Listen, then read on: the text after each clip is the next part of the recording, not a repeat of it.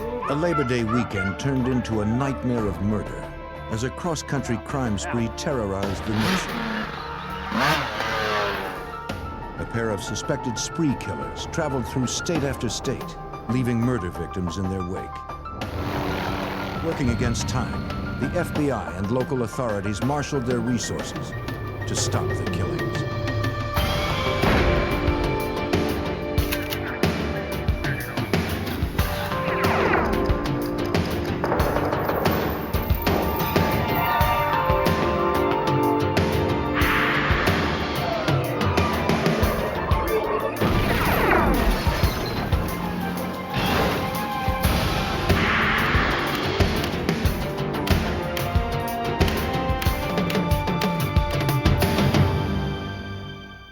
In a small Ohio community, an elderly woman and a teenage boy disappeared. Because they vanished within hours of each other, police believe the cases were linked, but they didn't know how. I'm Jim Kallstrom, former head of the FBI's New York office. A trail of stolen vehicles and murder victims across 7 states led the FBI on a hunt for 2 serial killers. Their only hope of stopping them was to anticipate the killer's next move.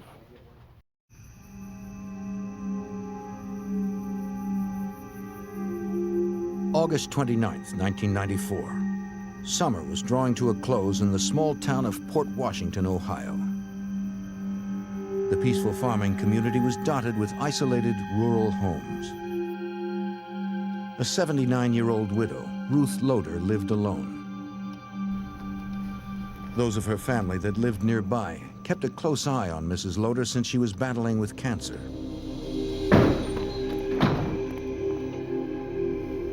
When she heard footsteps in the kitchen, she thought it might be her granddaughter returning to see her before she went to sleep.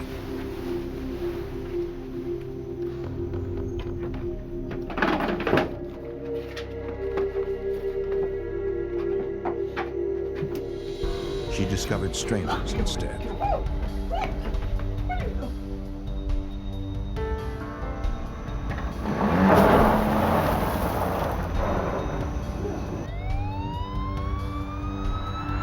The following morning, the Tuscarawas County Sheriff's Office received an urgent call from Mrs. Loader's sister.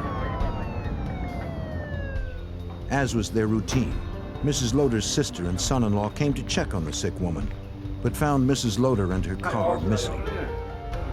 Sheriff Walter Wilson, a detective lieutenant at the time, was the lead investigator. Family members had seen Mrs. Loader the evening prior to the morning of her disappearance. She was fine at that time.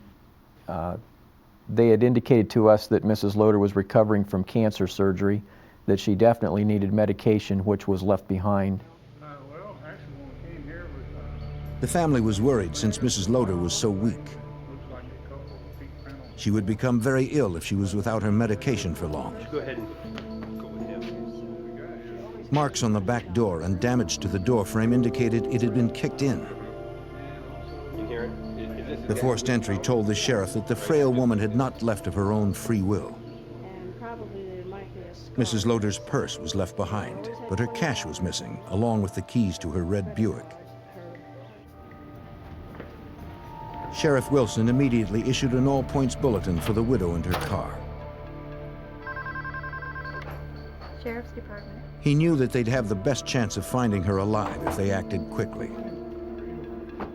We felt very early on that Mrs. Loader obviously had been kidnapped. We immediately began a massive search for Mrs. Loader and her car. Then that involved all of the area law enforcement agencies. It involved numerous fire department personnel. Citizens from the area came out in droves and helped with the search for Mrs. Loader. And I need you two to work rush.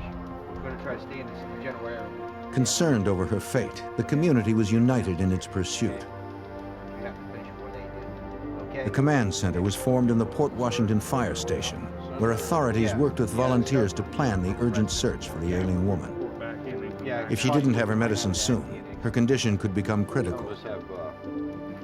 They had to find the grandmother before it was too late. Report back here every 2 hours and let us know, okay?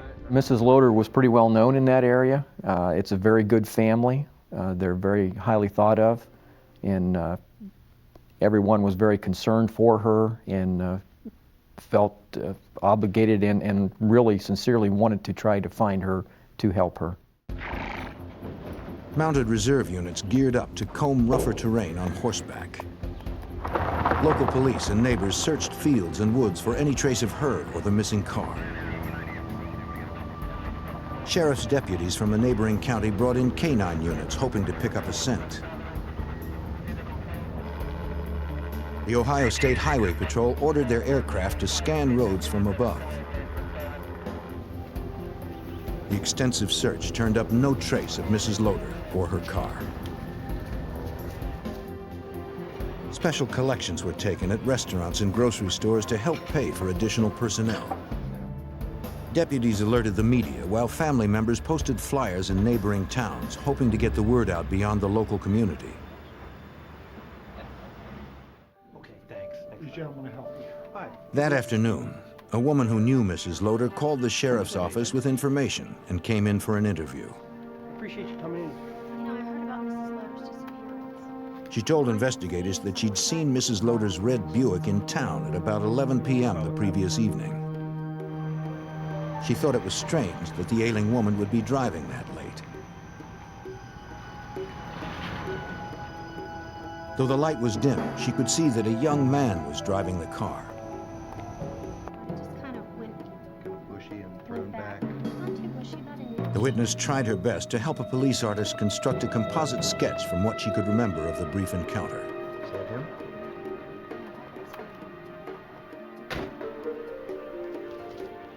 In the area surrounding Port Washington, Ohio, concern that a criminal could be on the loose spread fear in a community that was not used to locking their doors. Police showed the composite sketch at every interview,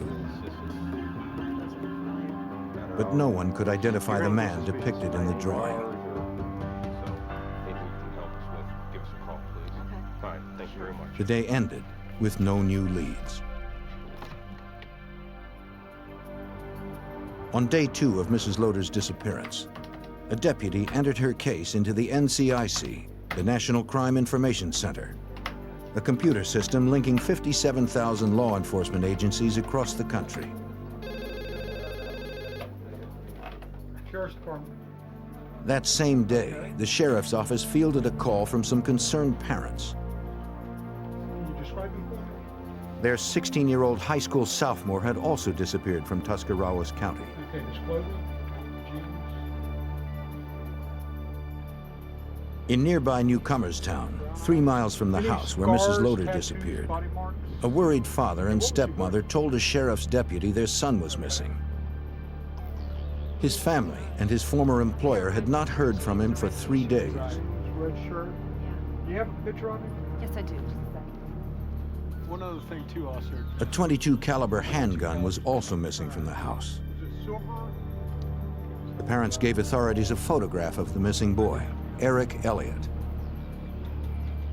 It seemed kind of ironic at the time that we would have Mrs. Loader missing and that we would also have a juvenile reported missing within that short distance. Ohio investigators wondered if there was any connection between the 2 disappearances from the same county. Just 36 hours after Mrs. Loader's abduction, Sheriff Wilson received another call. Hello? 650 miles west in Fulton, Missouri, police found a red Buick stuck in a farmer's muddy field. When they ran its Ohio plates through the NCIC, they discovered it was Mrs. Loader's stolen car. The farmer had not seen who had abandoned it. The car's keys were missing, but the doors were unlocked. Among the items officers found inside was a green soda bottle and a sandwich wrapper labeled Goshen Dairy Store. They towed the vehicle to the station for further examination. Lieutenant Timothy Daimler from the Callaway County Sheriff's Office in Fulton, Missouri, was assigned to lead the investigation. His department's first task was to check the car's locked trunk. Thank you. We weren't sure exactly what we were going to find, We had a missing lady from Ohio, and this was her car, so we were under the assumption that very possibly we may find a body when we opened up the trunk. Investigators needed to open it without damaging evidence or injuring the woman if she was unconscious inside. An auxiliary deputy who was a locksmith was called in.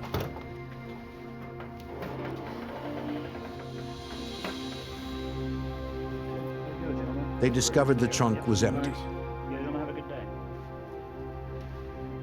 After 3 days of searching, hope of finding Mrs. Loader alive was beginning to fade. On September 1st, an FBI evidence recovery team from Kansas City was called in, since the missing woman's car had crossed state lines. Agents worked with local authorities processing Mrs. Loader's car for forensic details. They gathered several sets of prints and hairs. In Ohio, the foreign prints were entered into an automated fingerprint system, but no matches were found. Sheriff Wilson prepared to travel to Missouri. On a hunch, he took along a photo of the missing teenager, Eric Elliott. At the time, it was nothing concrete as far as connecting Mrs. Loader's disappearance and Mr. Elliott's report of his son missing.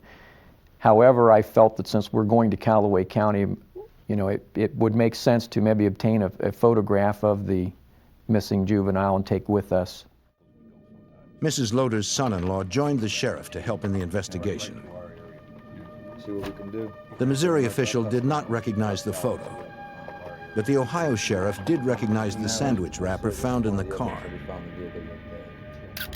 It was from Goshen Dairy, a store near Mrs. Loader's house. Her son-in-law said the family kept her vehicle clean. Perhaps Eric Elliott, who also lived close to the store, had left the wrapper in the car.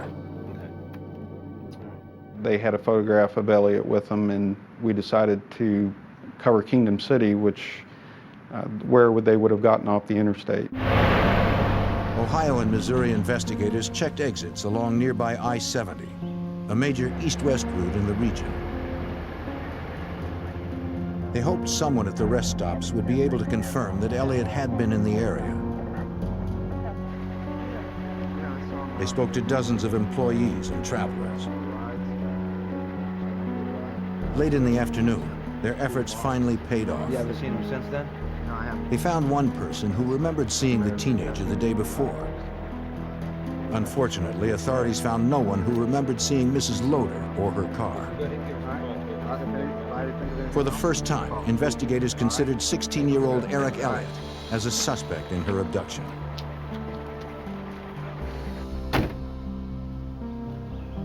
Missouri deputies also continued to canvass the rural Fulton area, inquiring if neighbors had seen anything unusual. At the house closest to the field where Mrs. Loader's car was found, an officer knocked on the door of an elderly couple, William and Flossie Brewer. He heard their dog, but the couple appeared to be out. Since their car was not parked outside, the deputy continued on. Authorities checked dozens of homes, but found no one close by who had seen Eric Elliott or Mrs. Loader. I was on my way home. After finishing that up, I received a page from the communications center that they wanted me to call them immediately. They told me that they had found two bodies at a farmhouse out on County Road 147. It was the home of William and Flossie Brewer, the house closest to the field where Mrs. Loader's car was found earlier that day.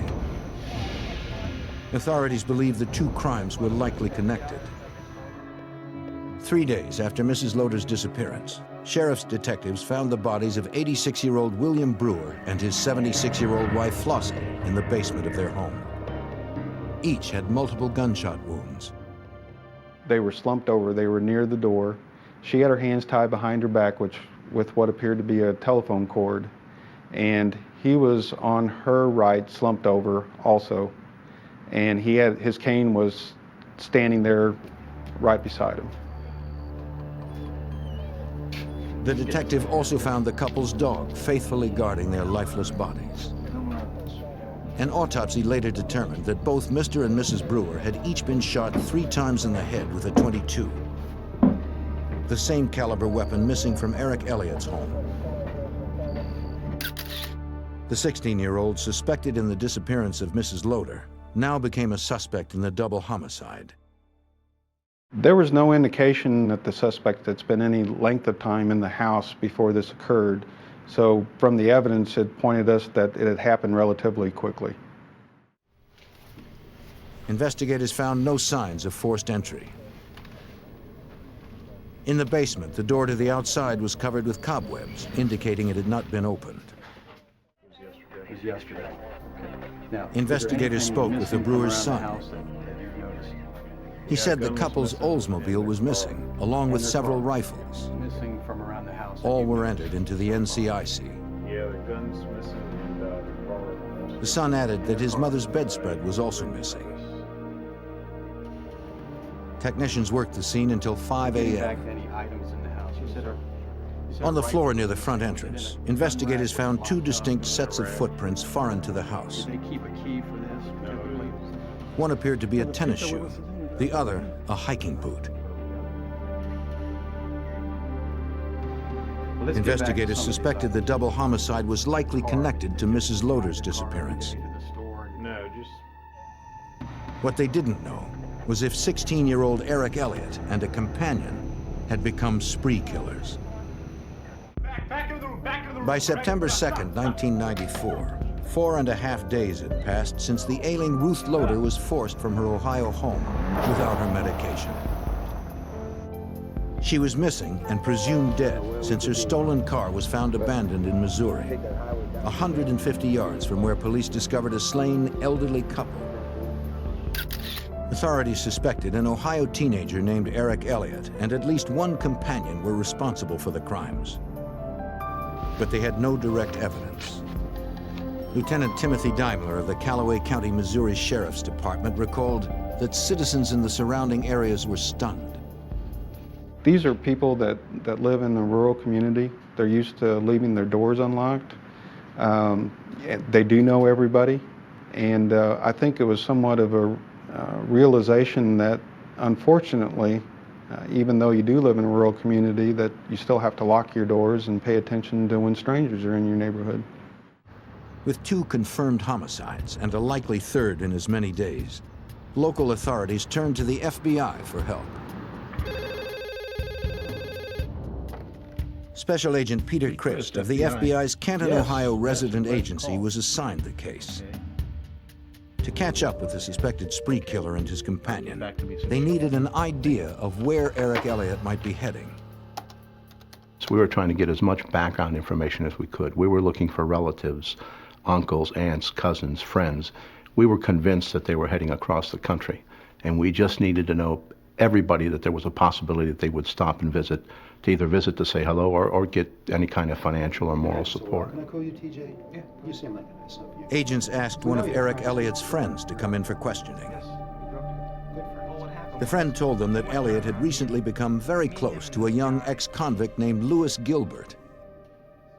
He said that Gilbert and Elliott had spent a lot of time together over the past few weeks. Both had been complaining about how boring life was in the small town and that there was no reason for them to stay. Gilbert was estranged from his wife and son, and Elliott wished to visit his birth mother in California.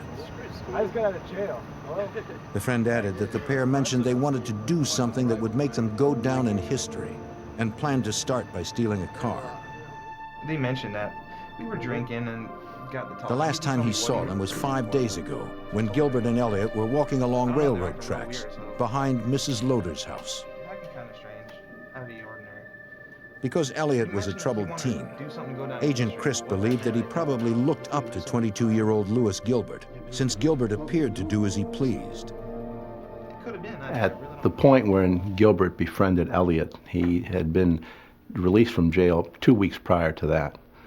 Had a criminal history, had a history of getting in trouble.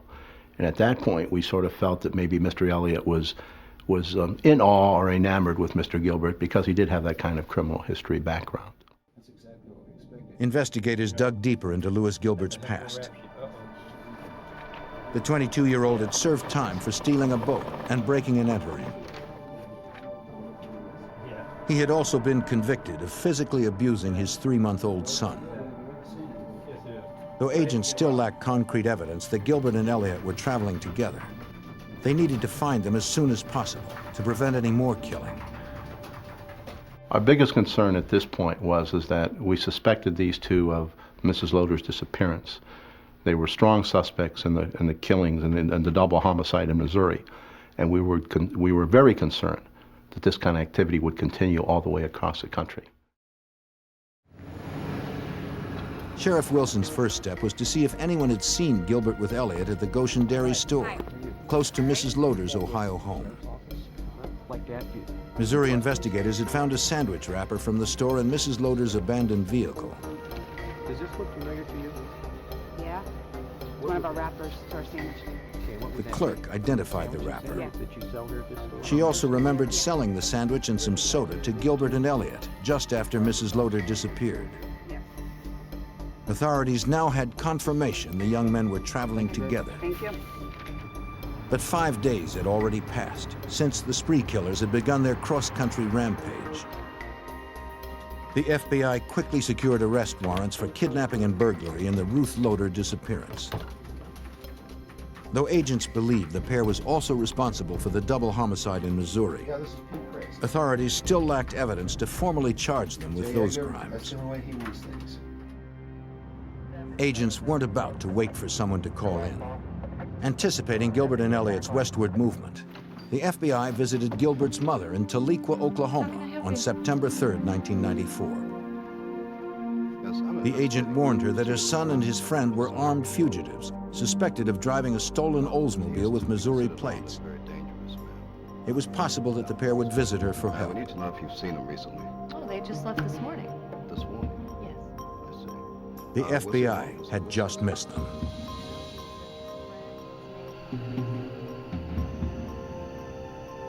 Gilbert and Elliott had arrived at 2 a.m. the previous day. Gilbert claimed the Oldsmobile they were driving belonged to a friend. They said they were headed to California. The pair spent the day and left a few hours before the agent arrived. Cooperating with the FBI, she described the clothes the pair was wearing and gave agents addresses of other relatives.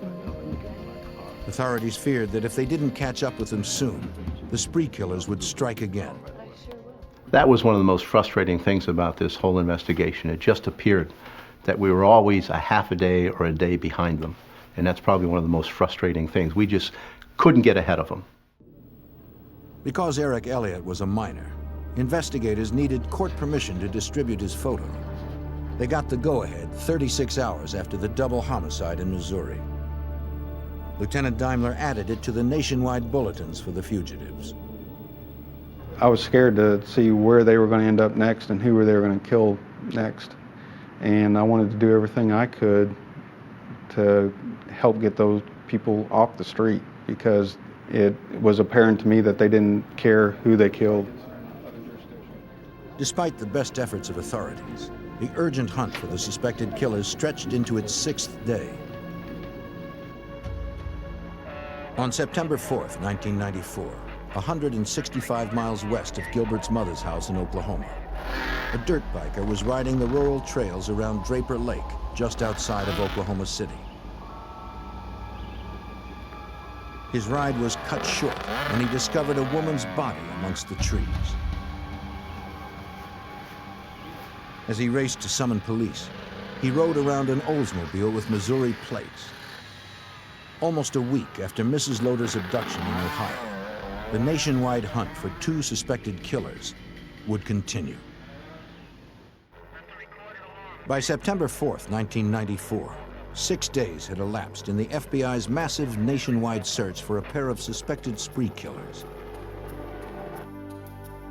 Lewis Gilbert and Eric Elliott were wanted for a possible murder in Ohio and a confirmed double homicide in Missouri.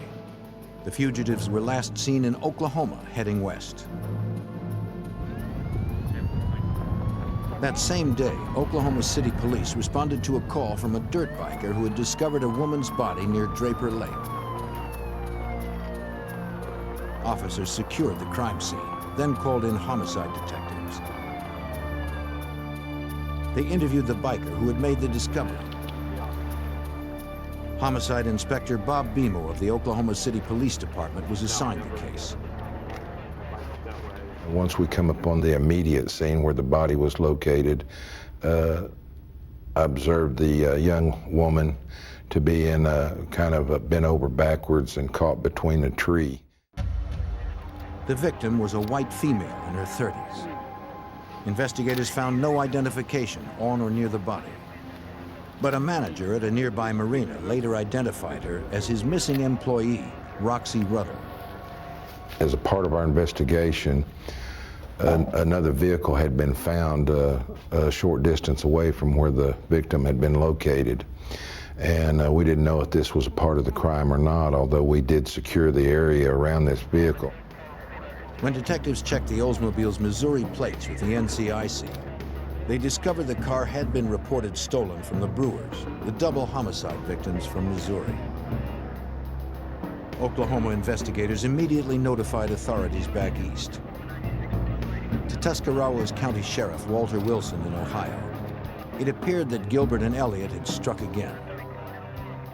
They had recovered Missouri's stolen vehicle, and they also had another murder victim. It's just another terrible feeling that's really hard to describe, that obviously this tragedy continues. Oklahoma police crime technicians gathered evidence from the vehicle. They recovered several unused .22 caliber bullets. A pawn shop receipt from a local Oklahoma City store was also found. Prints lifted from inside and outside the car matched both Gilbert and Elliott's. Oklahoma medical examiners determined that Ruddle's death had occurred in the last day or two, since there was little decomposition. Death had been inflicted by a .22 caliber weapon. Detectives notified the woman's devastated husband. He informed them that her two-toned pickup truck was also missing. Investigators listed it as stolen and added its information to the growing NCIC report on Gilbert and Elliott. Detectives also took the receipt found in the Brewer's car to the Oklahoma City pawn shop that issued it. 2 video games and a socket wrench set had been pawned the day before the murdered woman was found. They showed the receipt to an employee. He vaguely remembered Gilbert and Elliott, but he had something else that might be stronger than memory. The pawn shop was equipped with a 24-hour surveillance camera. The videotape confirmed his story. September 3rd was the last confirmed sighting of Gilbert and Elliott. The FBI issued 2 more warrants for the suspected killers for unlawful interstate flight. Agent Peter Christ and his team were frustrated that after 6 days, 4 victims, and thousands of man-hours, the killers remained a half day ahead of the FBI. A lot of things were going through my mind. Number one, we didn't want another double homicide, and we didn't want another killing anyplace. And we were, I guess, what I kept thinking about, what have I not done? What lead have I not sent out? Let me look everything over again to see maybe if we can somehow get ahead of these guys instead of being behind them for a half a day or a day. The nationwide hunt for Gilbert and Elliott intensified. Law enforcement agencies mobilized additional helicopters to search for Roxy Ruddle's 2-toned pickup truck on routes heading west. Long-haul truck drivers were also notified to report any sightings on the road or at rest stops. Hundreds of calls poured into police in Oklahoma, Missouri, and Ohio. Going to be a white male, 5'10", approximately 175 pounds.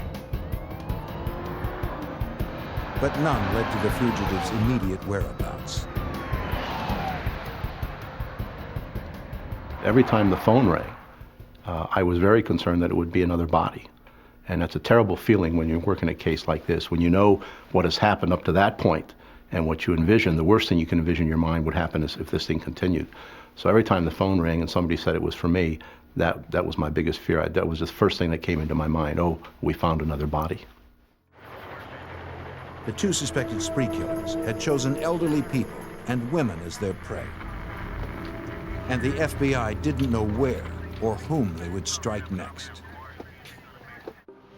By September 5th, 1994, after a week of searching, the FBI and local law enforcement were no closer to finding two suspects in a killing spree that spanned 3 states. Agents believe that 22-year-old Lewis Gilbert and 16-year-old Eric Elliott were headed to the home of Elliott's mother in California, driving a stolen 2-tone pickup truck with Oklahoma plates. Missouri Lieutenant Timothy Daimler feared the murder suspects would kill again if they decided to steal another car as they traveled west. I wasn't thinking serial killer at the time.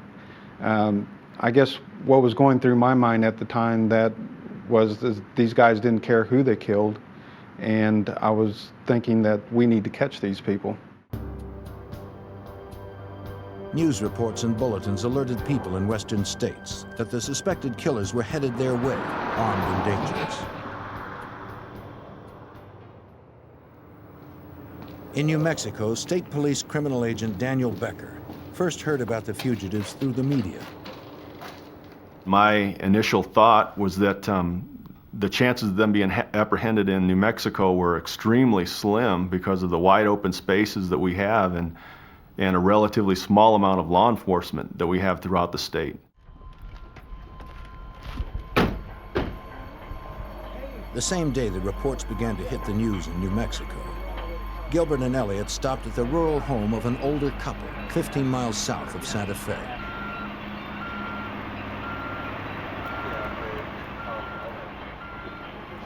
They claimed that the stolen 2-tone pickup truck was low on gas.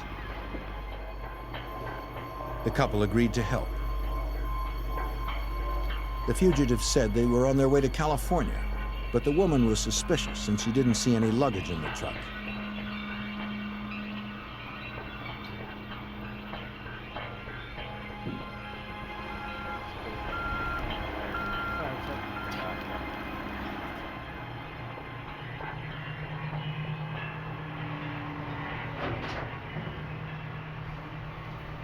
To her, they seemed jumpy and left in a hurry when they heard the noise of nearby construction workers.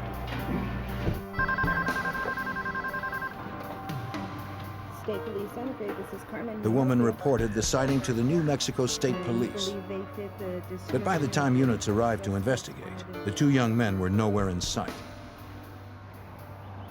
The following morning of September 6th, a New Mexico man reported another sighting to police. How you doing? He claimed to have seen Gilbert and Elliott the previous night. The man told the officers that he first encountered them while driving on Highway 599 outside Santa Fe.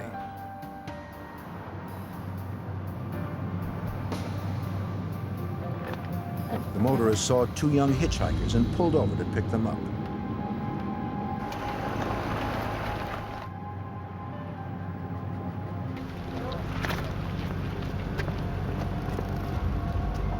Hey, how's it going?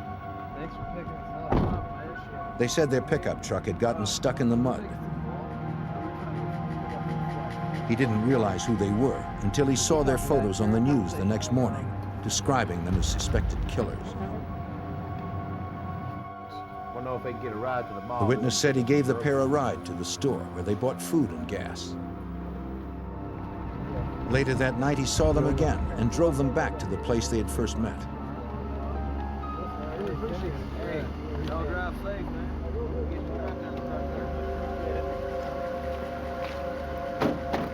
It was a desolate part of the highway.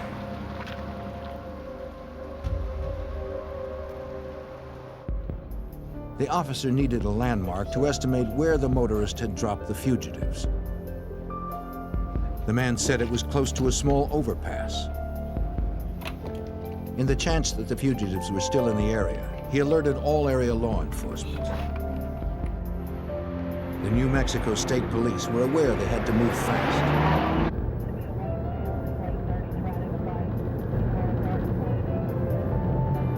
2 units raced to the location to conduct a search for any trace of the suspected murderers. They found the overpass in a remote area. Reports had warned that the Ohio men were armed.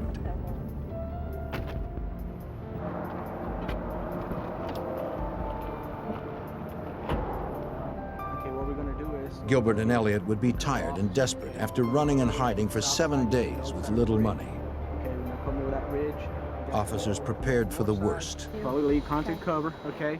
Once we got him, we'll give you the signal. If the fugitives were still in the area, they had miles of shrubs and hills behind which they could conceal themselves and take aim at anyone approaching. Just wait there.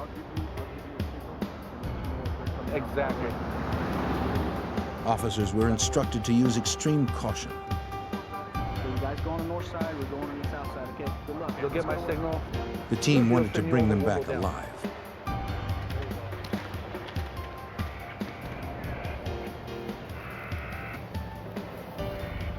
They scanned the dust for footprints, food wrappers, and soda bottles. Anything that might indicate the suspected killers were still in the area.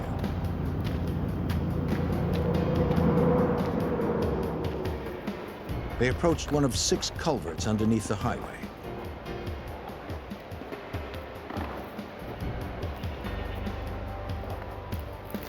Carefully, they moved forward for a closer look. One officer spotted 2 men lying on the ground inside, apparently sleeping.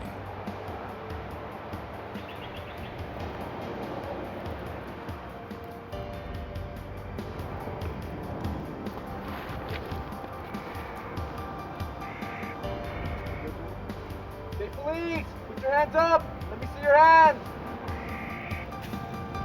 Put your hands up! Put your hands up! Come on! Be smart! Put your hands up! One of the startled men appeared to be groping for his gun in the dark. In the next split second, officers had to decide whether they needed to use deadly force to stop the suspected spree killers.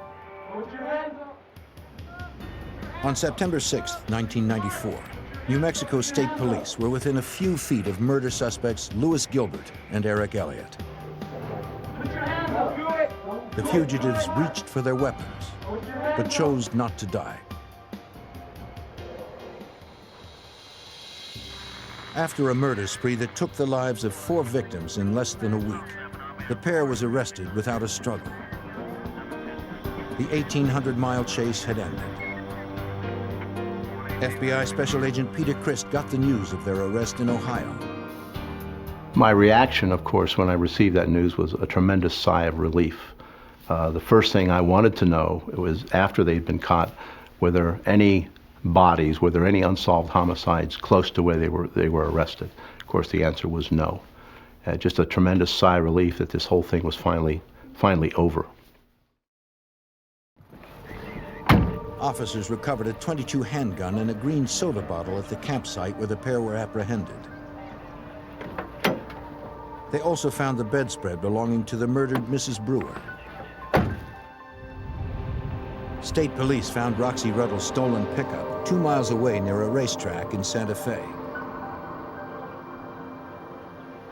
Like their other 2 stolen vehicles, the truck was stuck in the mud. Examining fingerprints, crime scene and lab investigators matched personal items to the murdered woman in Oklahoma City. Investigators also found another green soda bottle, the same brand they had found under the culvert and in Ruth Loder's car. Eric Elliott and Lewis Gilbert were taken to the New Mexico State Police District Office in Santa Fe. If they could turn one against the other, their prosecution would be assured.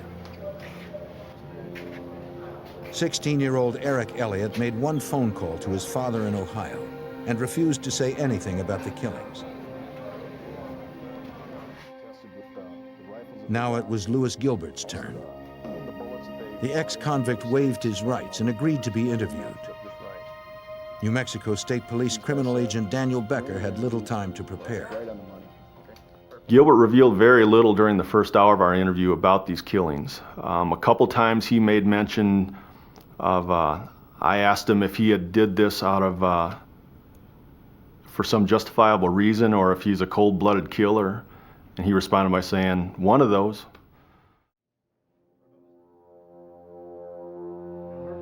Gilbert claimed that he didn't recall what had happened over the past 5 days. Did you murder him? He refused to say anything about the murders or Mrs. Loader's disappearance.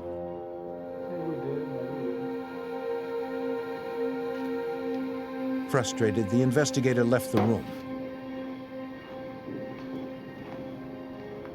A few moments alone was all Gilbert needed.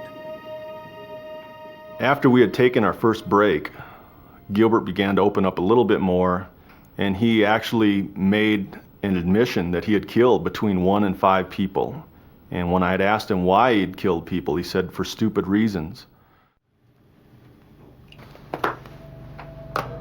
Gilbert began by recounting the day he met the woman in Oklahoma.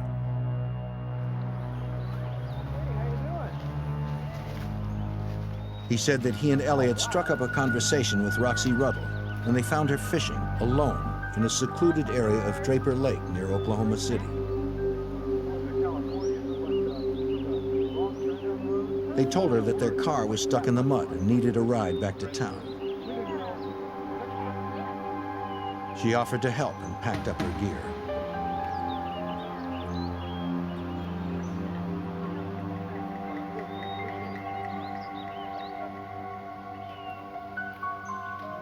Her pickup truck was parked just up the hill. Give me the keys. Now, come on, quick. Tie her up.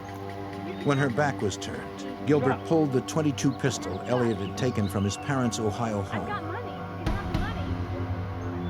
Then Gilbert told Elliot to tie Ruddle's hands. Gilbert said Ruddle cried and asked them not to hurt her. Elliot stayed behind while Gilbert marched Ruddle into the woods.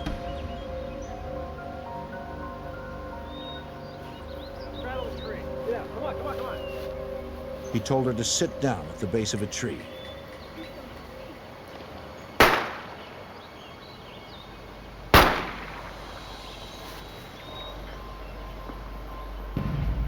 Then he shot Roxy Ruddle.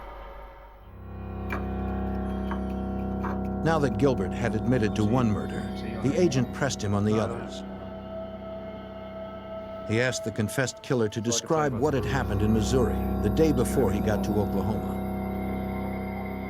Gilbert advised me that they had been traveling through the state of Missouri, and the evening before the murders, they had parked the stolen vehicle that they had obtained in Ohio in what I was led to believe was a field.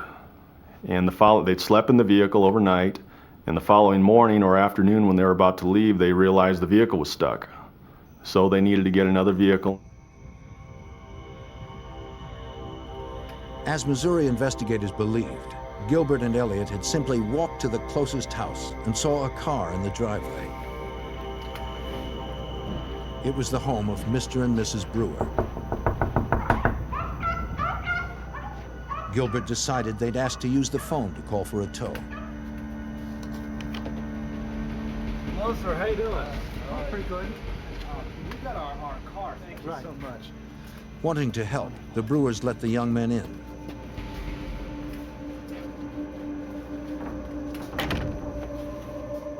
Once inside, they learned that they didn't have a telephone book, so they couldn't come up with a number to call for a wrecker. And it's at that point that Gilbert told me that he decided, or they decided, that they were going to kill the Brewers. Come on, move it. They led the grandfather and grandmother into the basement. Back to me. Keep going.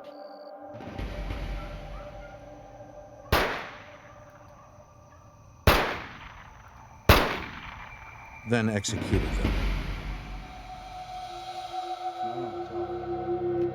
There was one more crime that Gilbert had not discussed. We're walking down some railroad tracks. The elderly cancer patient from Ohio, Mrs. Loader, was still missing and presumed dead. See if we can get the keys for it. No one knew what had become of her.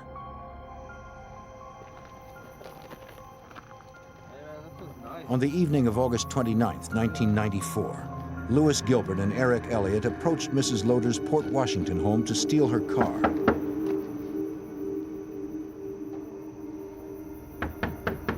Since no one answered when they knocked, they believed the house was empty.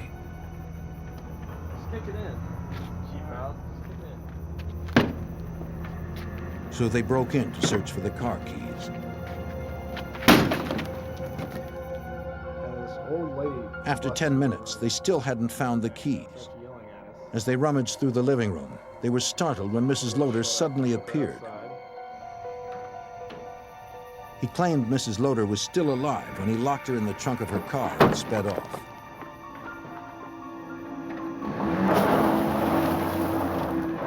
They got about 4 miles outside of town in a wooded area, and they pulled up alongside of a guardrail and parked, got outside. Gilbert told me that he opened the trunk and he picked up Mrs. Loader out of the trunk, and they took her off the road near the guardrail, about 5 feet from the side of the road. Gilbert said he forced Mrs. Loader to walk away from the car.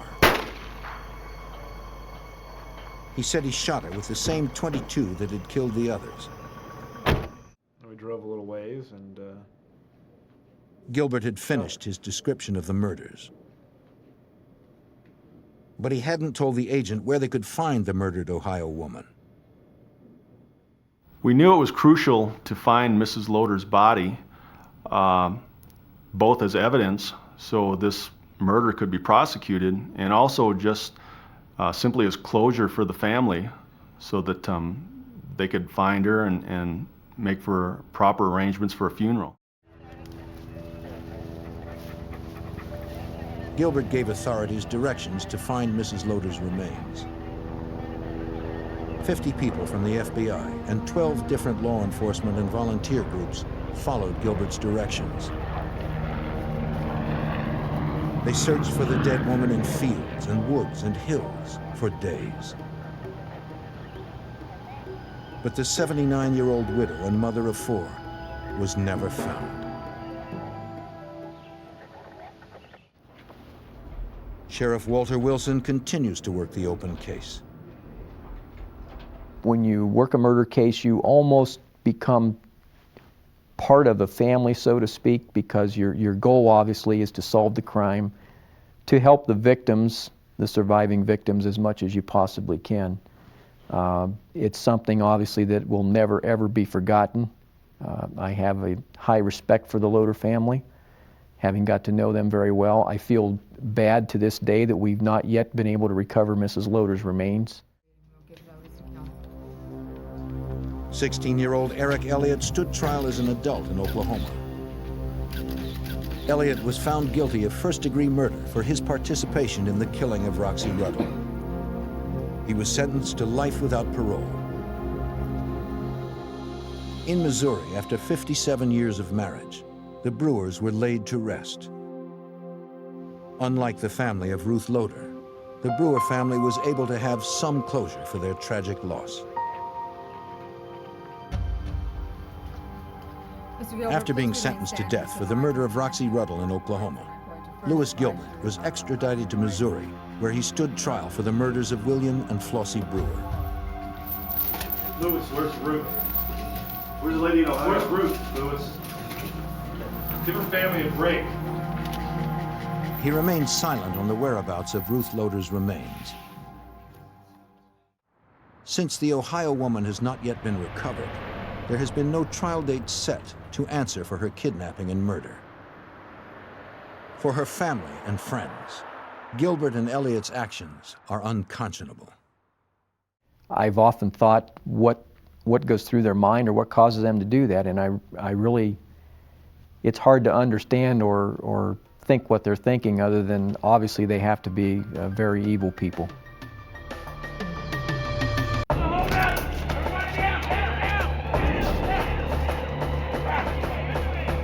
In the mid-1990s, a gang of professional bank robbers raided cities across 7 states. Disguises and speed protected their identity from cameras and the police. They stole hundreds of thousands of dollars, always leaving a bomb to terrorize their victims. With no leads and little evidence, the FBI had to find the bandits before someone got killed.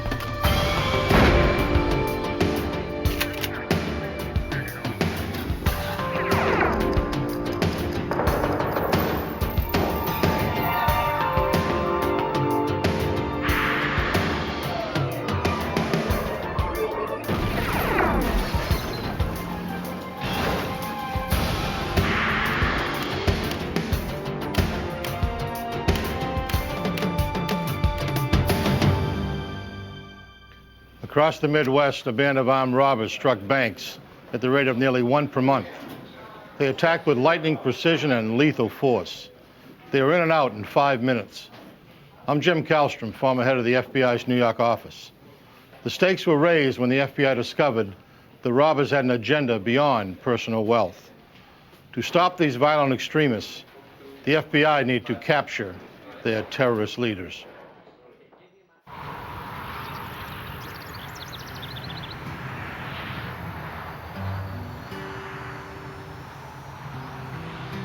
In 1994, the citizens of Ames, Iowa enjoyed the peaceful life provided by a small college town.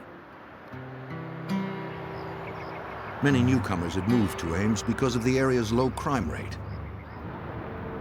On January 25th at 10:30 in the morning, 2 men entered a bank in town. All right, this is a robbery! Everybody down on the floor! Down, down, down on the ground! Down, get on the They floor! wore ski masks and held semi-automatic pistols. They ordered everyone to the floor. The teller managed to set off a silent alarm without being seen. The FBI office in nearby Des Moines was alerted to the robbery in progress. The agency had primary investigative jurisdiction in crimes involving federally insured money. Agents immediately responded, but they were 30 miles away from the bank.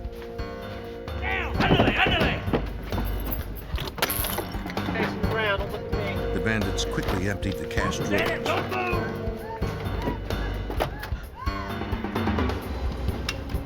Don't look at me, face the ground.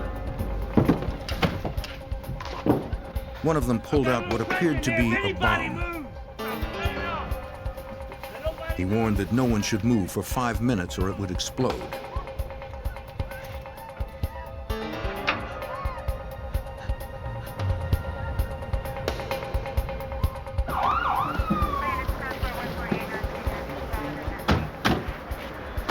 The employees and customers evacuated as soon as they could. The local police cordoned off the bank as explosive experts worked inside. The bomb proved to be a diversion. 2 road flares bound with duct tape. The employees described how one of the gunmen leaped over the counter to grab the money. They grabbed thousands in cash and were in and out of the bank in less than 5 minutes.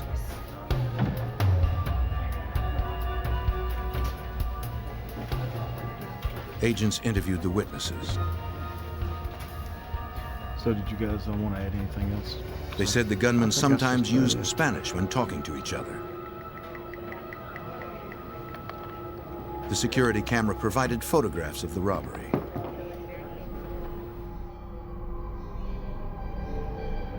Ski masks effectively hid the faces of the assailants. But investigators had images of their disguises and their weapons. 9mm semi-automatics. Because the perpetrators wore gloves, they did not leave any fingerprints. Detectives used electrostatic tape to recover a footprint from the counter. The precautions taken by the bandits had effectively obscured their identities.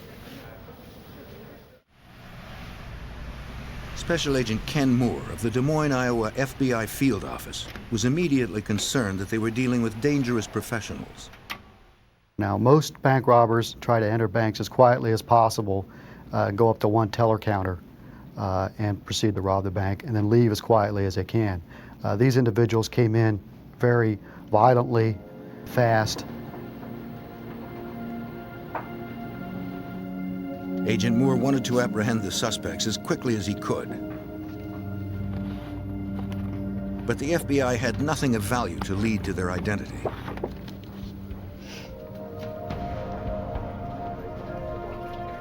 Several weeks later, a communique came into the Des Moines office. It alerted area FBI of a February 15th bank robbery in Davenport, Iowa.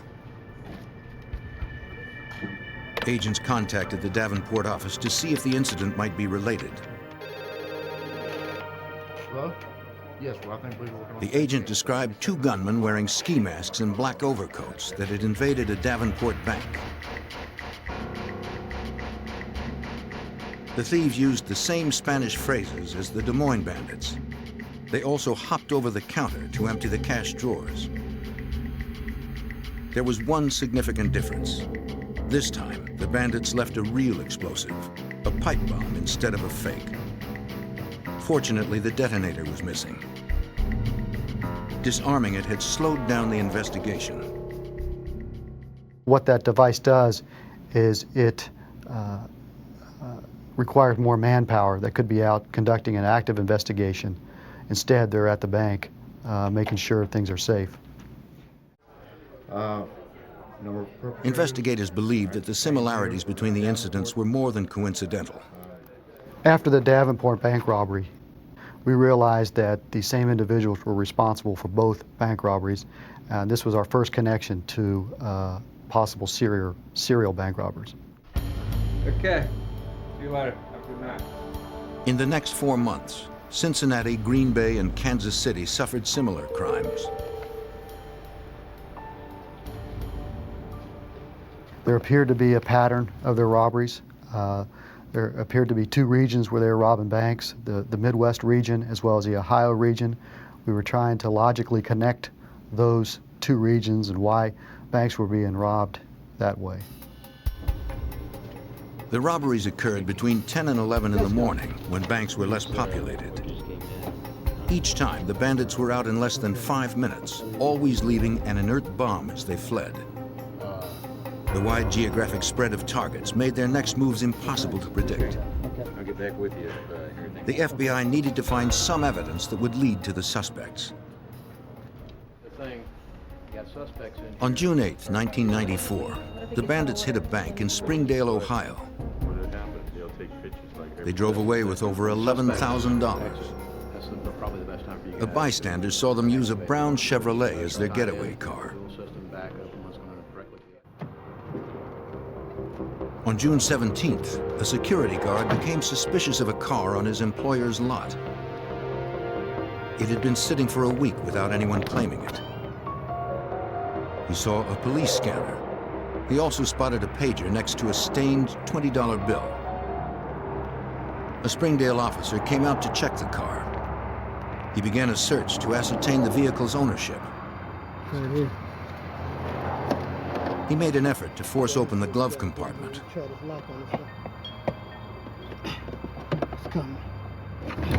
A grenade tumbled out. The hand grenade turned out to be another inert explosive, but its presence linked the car to the bank robbery. Agents used the car's serial numbers to track down the dealership where it had been sold. They talked to the salesman who had handled the deal. The sale had been made less than 2 weeks earlier, but he couldn't give a description of the buyer.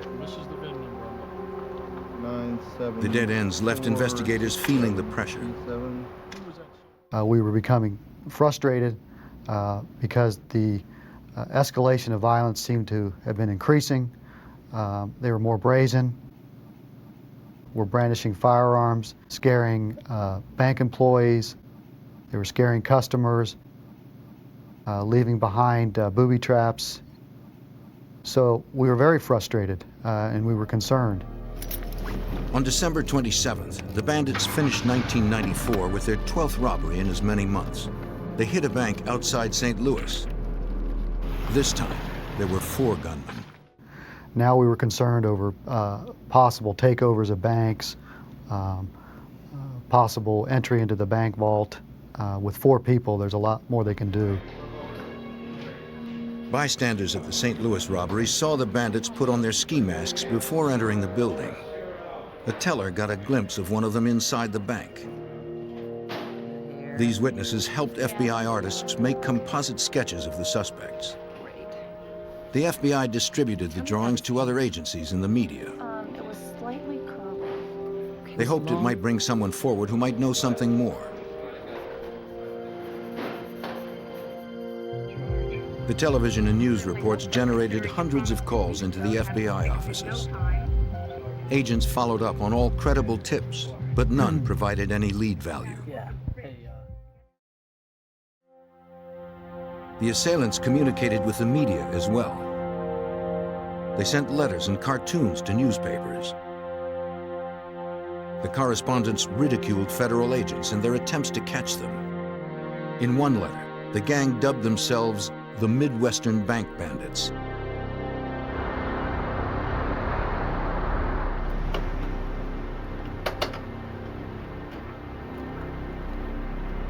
The bandits sent another message to authorities in one of their getaway cars. An investigator searched a vehicle used in a robbery near St. Louis.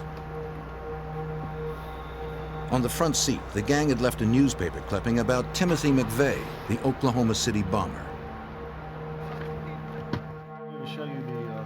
In less than 2 years, the bandits had hit at least 15 banks across the Midwest. By the end of August 1995, agents from 7 states and FBI headquarters gathered in Louisville, Kentucky. All the offices were now working together to identify and apprehend the suspects. All information and leads were to be channeled through a single office, then distributed to the others. Right, we'll work on that. See if we can't raise the serial number or something off it. Special Agent Moore in Des Moines served as the point man. The meeting also resulted in all case agents going back to their office, reviewing all files to see if there's anything they may have missed or anything of lead value that might assist us in identifying the suspects. Supervisory Special Agent David Welker found a phone tip that came into his Cincinnati office after a June 1994 robbery. The informant had named 2 men as the leaders of the Midwestern Bank Bandits, Peter Langan and Richard Guthrie. We determined at the time that they had criminal backgrounds, that as we set out our leads, that they had been arrested in Georgia for the robbery of a Pizza Hut. And then we found also at the time that the U.S. Secret Service had looked at Langan as a result of threats made to the president. At the arrest, police seized semi-automatic guns and grenades, weapons similar to those used by the bank bandits. The suspects served a brief prison sentence before being released.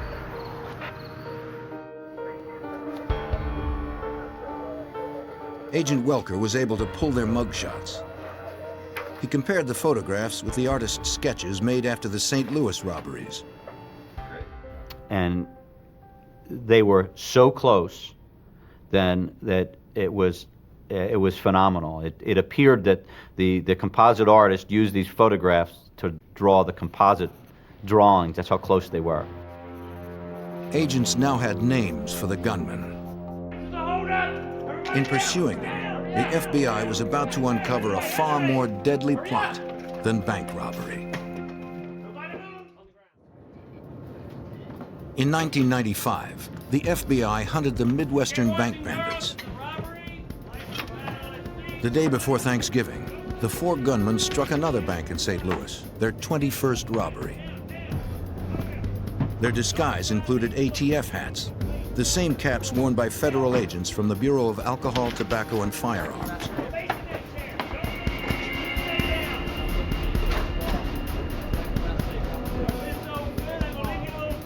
They also left their signature pipe bomb.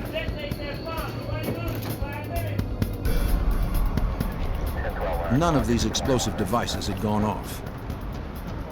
They had either been inert or lacking detonators. By now, agents knew how to defuse the bombs themselves. They weren't going to let the ruse slow the investigation down anymore. Supervisory Special Agent David Welker of the Cincinnati office had names for 2 of the bandits. But Peter Langan and Richard Guthrie were living underground, surfacing only when they struck another bank. Clearly, we've identified the right people. We're trying to develop as much information about these people and their contacts as possible. But the best part about it is we have leads to follow. In the intervening months, the informant who had provided the names had moved from Ohio. The first set of robberies to tear gas canister. Special Agent Ed Woods of the Cincinnati FBI field office tracked the informant to Georgia, where he lived with his new wife and child.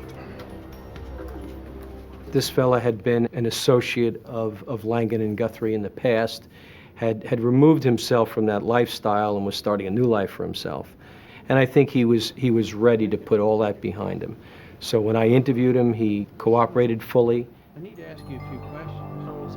The informant had met Langan in 1991 at a white supremacist rally.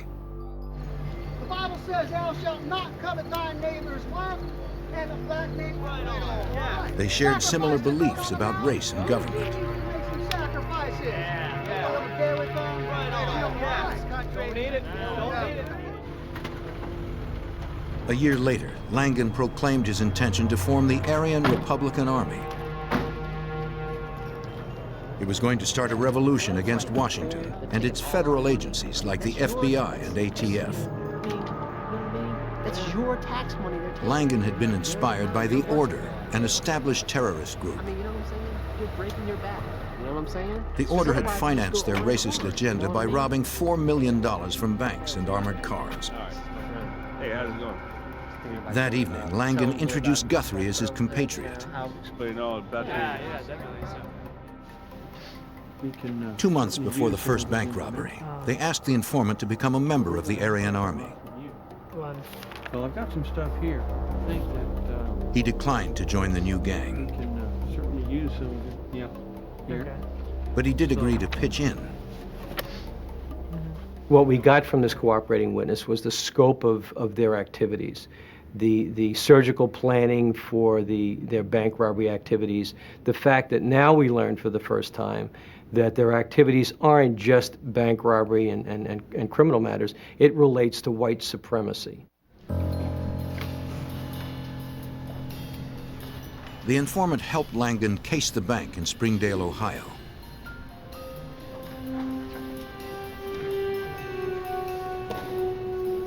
But before that June 1994 robbery, the informant had a change of heart and cut himself off from the bandits. Concerts sometimes, things like that. He had participated enough to be charged as an I need you accomplice. to help as we go on here. The FBI promised not to prosecute him if he assisted. That'll be for right now. They were ready I to make a appreciate it. deal to capture Langan and Guthrie. Once we determined that they had broken off other white supremacist organizations to form their own, it certainly ratcheted the investigation up just another notch. Agent Welker suspected it was only a matter of time before the Midwestern bank bandits turned their racial prejudice into violence. The gang was back in Cincinnati, hitting another bank in December 1995. During their escape, one of the bandits bumped into a teenager. The gunman demanded her purse. She refused to comply.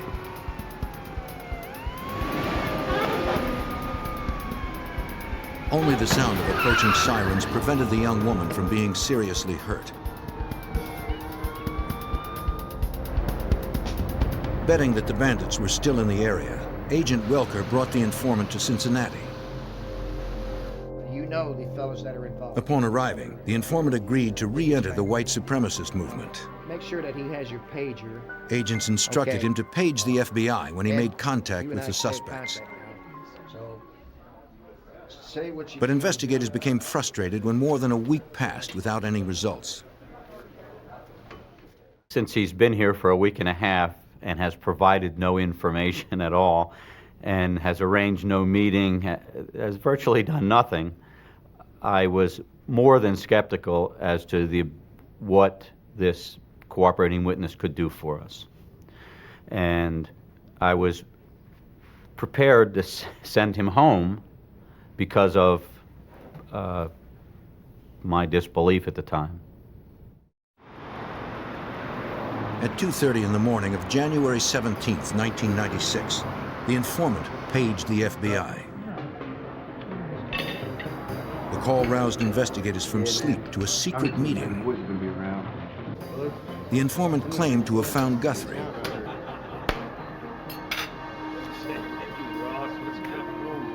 He was finishing dinner with a friend when Guthrie unexpectedly showed up.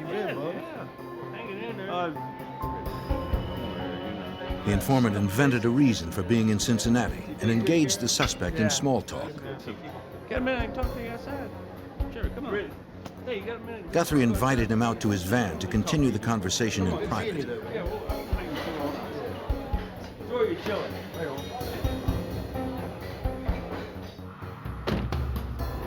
While they sat in the parking lot, the suspect asked his old friend to reconsider joining the gang. Some serious stuff here, isn't it? You talking about a little bit. Guthrie showed off an assault rifle and a bag of armor-piercing bullets. Yeah. The informant provided a partial license plate number and description of Guthrie's van.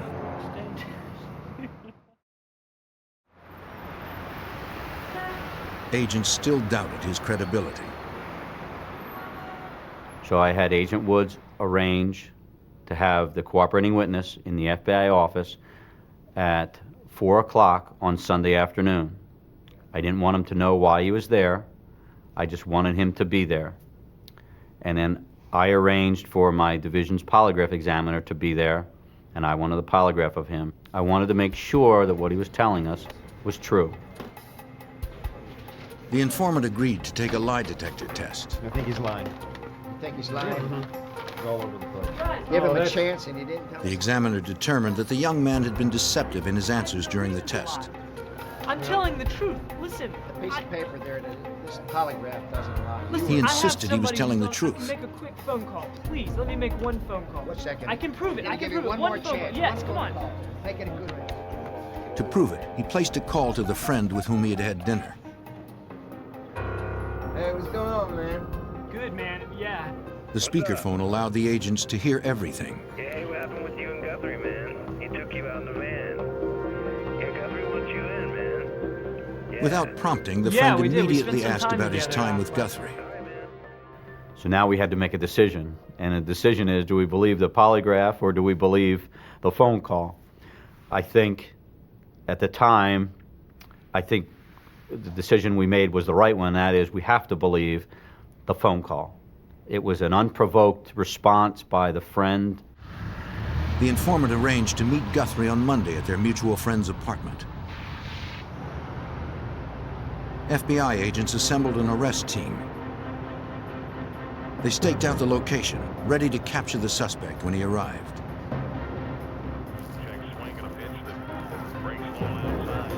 The informant waited inside the apartment. The friend did not know why the meeting had been arranged. Guthrie had promised to come sometime between 4 and 5 p.m. 5 o'clock came and went without the white supremacist arriving. The informant knew that more than his credibility was at stake. So was his cooperation agreement.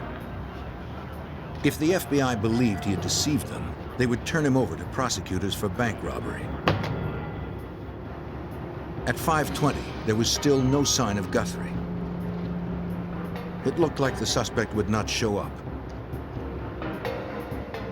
Outside, the arrest team grew impatient.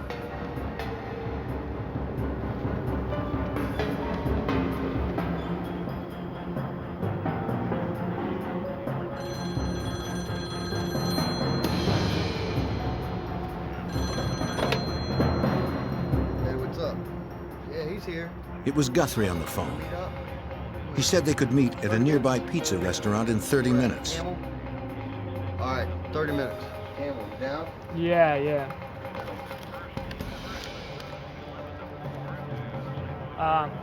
The informant needed to get word to the arrest team. He told his buddy he was going out for cigarettes.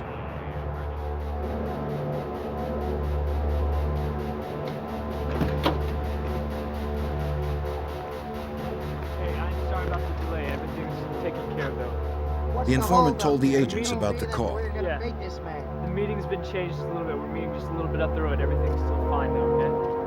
I think he's telling us the truth. I hope he is. Otherwise, he's going to jail.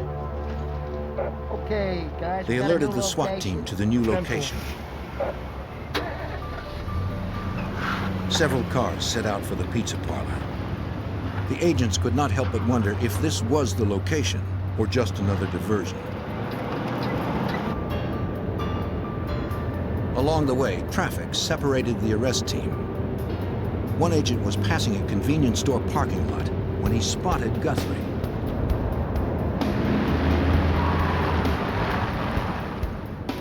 He turned around and radioed to the others that the suspect had been sighted. Guthrie got into his van and started driving.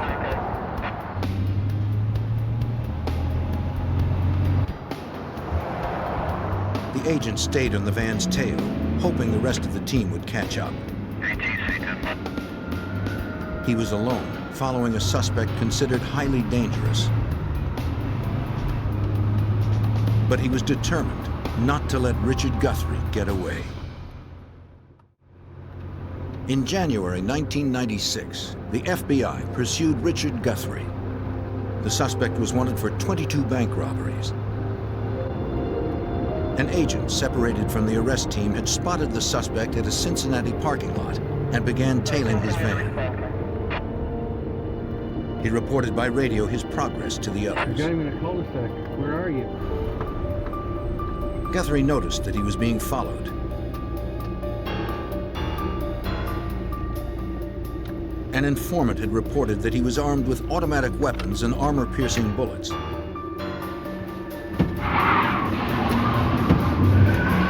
The suspect tried to lose his tail.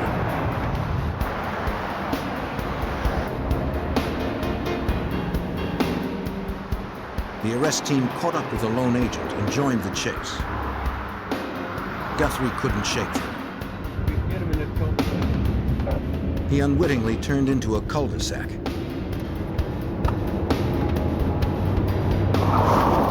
Trapped, he abandoned his van.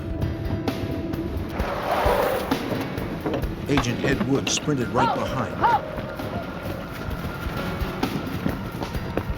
He caught up to the gunman. It was almost as if it was in slow motion where like you could almost read his mind, what he's thinking. He's thinking, I believe, is this it? Is this the last standoff of this white supremacist? And quite frankly, what I expected him to do was to turn and start firing. Guthrie came to a riverbank. He had no escape. Agents boxed him in. I've been in law enforcement for over 20 years, and I've never seen a look on a face like Guthrie's at the time. And Guthrie, as he was looking at us, he was deciding whether he wanted to die right then. He was deciding whether he wanted to pull a gun and take on everybody who was standing there.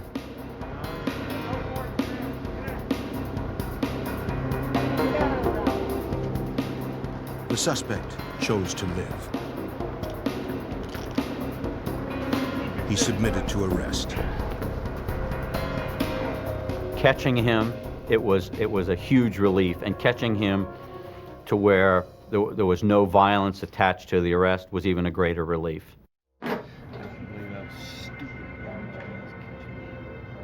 Once in custody, Guthrie began talking.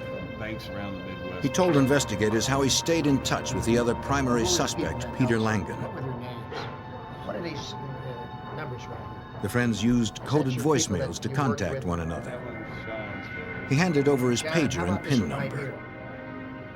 Now, how about this one right here? He claimed his next meeting with Langan was to be in Indianapolis. John, did you get that? Guthrie's lawyer made an agreement with the FBI.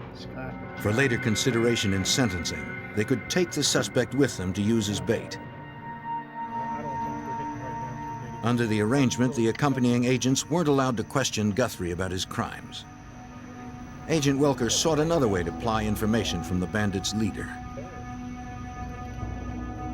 I assigned 2 agents to guard them. One agent is a former Harrier pilot in the Marine Corps, and the other is our principal firearms instructor. And of course, over a 2-day period, there was a lot of discussion going on. I was well aware that Guthrie had an interest in flying, and he had a keen interest in weapons.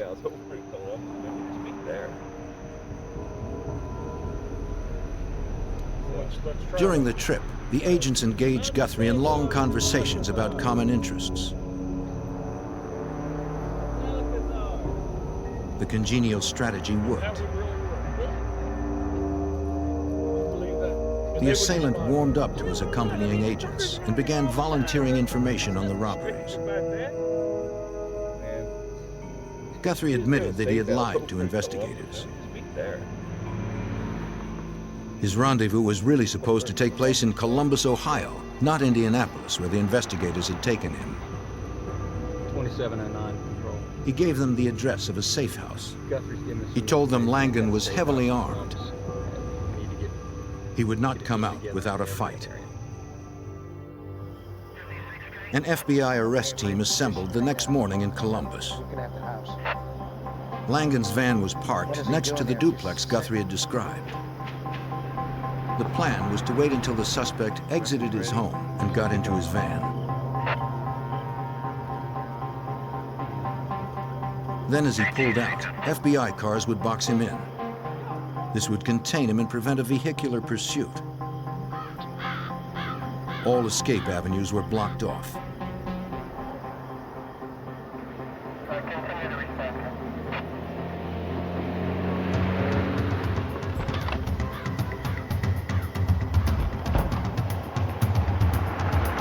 At 9:30 a.m., Langan left the duplex carrying a canvas bag. Agents suspected this held an assault weapon.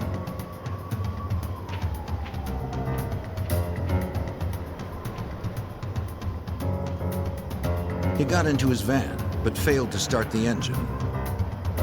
Just sitting there. The arrest team waited for the word. Once he was observed getting into the van, the adrenaline for everyone there was flowing. Everyone knew something was going to happen. The suspect sat motionless. Agents didn't know if he was planning something. He seemed as if he anticipated the arrest. Finally, the signal went out to move in. Let's take him. Let's take him. In what agents thought was a suicide move, Langan had decided to put up a fight.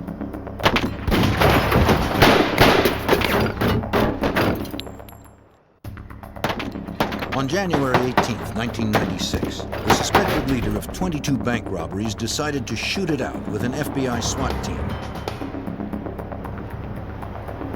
Supervisory Special Agent David Welker of the Cincinnati office led the arrest team.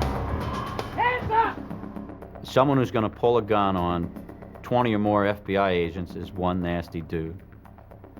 He's one nasty criminal. Peter Langan was one gun against many. SWAT team bullets pummeled the van. It was over within moments, but not before 50 rounds had been fired. Langan survived and surrendered. Despite the hail of bullets, he suffered only minor injuries to the face and back.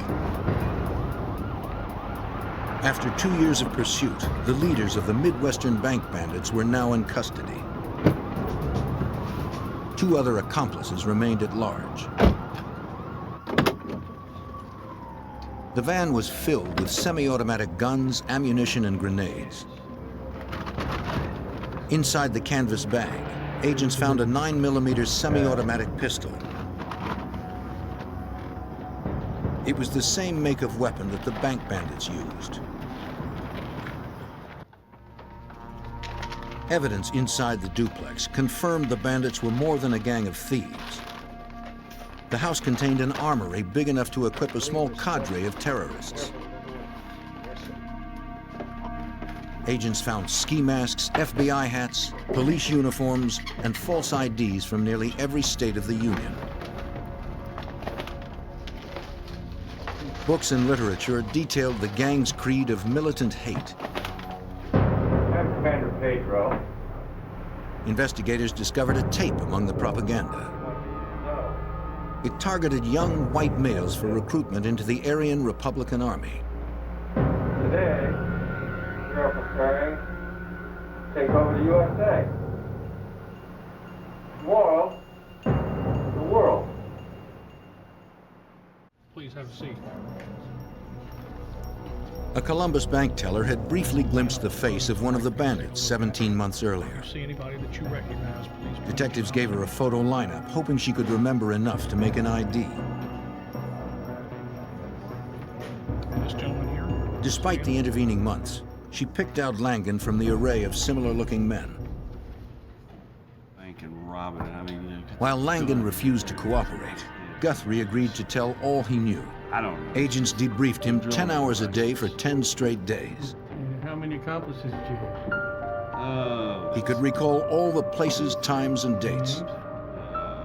It took 99 pages to detail the 22 robberies. Cotton John, okay. But when it came to his at-large accomplices, Guthrie only knew their first names.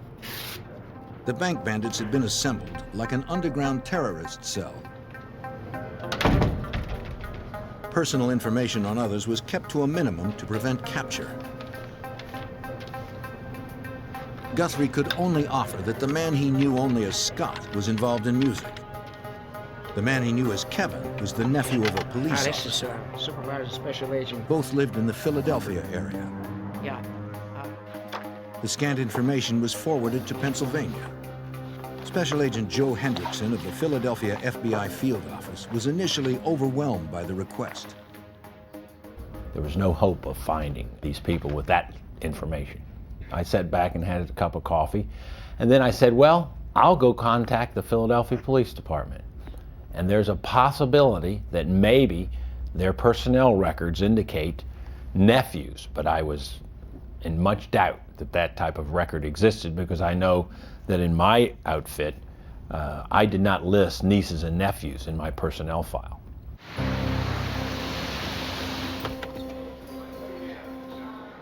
Philadelphia had 7,000 police officers, any one of which could be Kevin's uncle. The search began at the intelligence division of the police department. An officer knew immediately who the FBI was looking for. The division had been keeping tabs on white supremacists in the area. Intelligence officers had kept them under surveillance for over a year.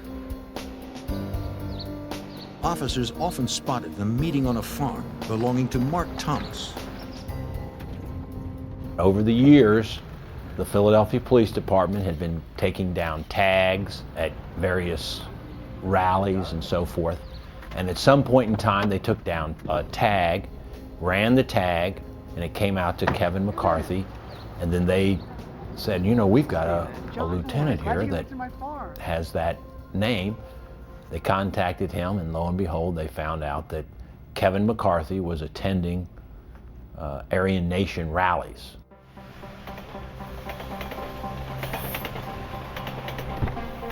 Hendrickson put a surveillance squad on Kevin McCarthy.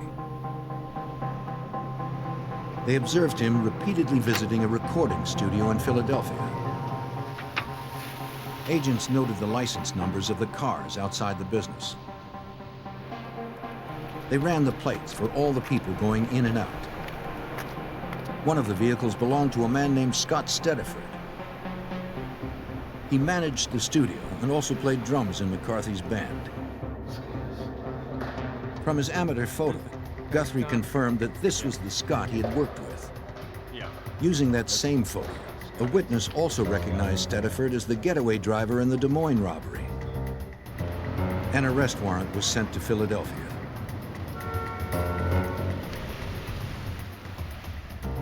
The studio presented too many risks for officers to invade and force. Agents could not be sure who was inside and what weapons might be hidden. They didn't want another shootout. We're writing it for my mom, actually, and these are the lyrics I came up with. And Two undercover agents posed as father and daughter. Yeah, Dad, does that work for that? The female agent asked Stediford about the cost of studio time. She claimed she wanted to record a song for her mother. Can you grab your guitar? As Stediford considered a quote, the undercover agents confirmed that he was alone and unarmed. FBI, freeze! Up! Okay, turn around. Up. You're under arrest. Turn around. Hands behind The your agents back. drew on him. They placed him under arrest. Nothing to do with that. The FBI did not have an arrest warrant for Kevin McCarthy. They feared that he would run once he heard about Stediford's capture. What we ended up doing was we brought his uncle, the Philadelphia police officer, with us. We felt that with his blood relative, the law enforcement presence, and the total set of circumstances, that we hoped that he would somehow be convinced that the thing to do would be to cooperate. The uncle entered the basement bedroom. He disarmed his sleeping nephew. The agent woke the young man. Kevin? Special Agent Henderson, FBI. Son? He began explaining that it was in McCarthy's best interest to cooperate with the FBI. Yes, okay. We kind of know what went on today. We know who Only was suspicion with. tied the young man to the If you do crimes. that, things are going to go a lot easier out there, all right? The agent needed a confession. You have something you want to give us? He showed McCarthy the 99-page admission made by Guthrie. And when he saw this report describing every bank robbery, what they did, where they went, he realized that we had all the information. He just didn't realize that we had no evidence. The young man was overwhelmed. He voluntarily turned over the weapon and clothing he used in the robberies. When he began to confess, his uncle stopped him and advised him to get a lawyer. With all the suspects now in custody, agents considered their investigation wrapped up. On July 3rd, 1996, Richard Guthrie pleaded guilty to 19 bank robberies. He agreed to testify against his accomplices. With his cooperation, prosecutors considered their case airtight.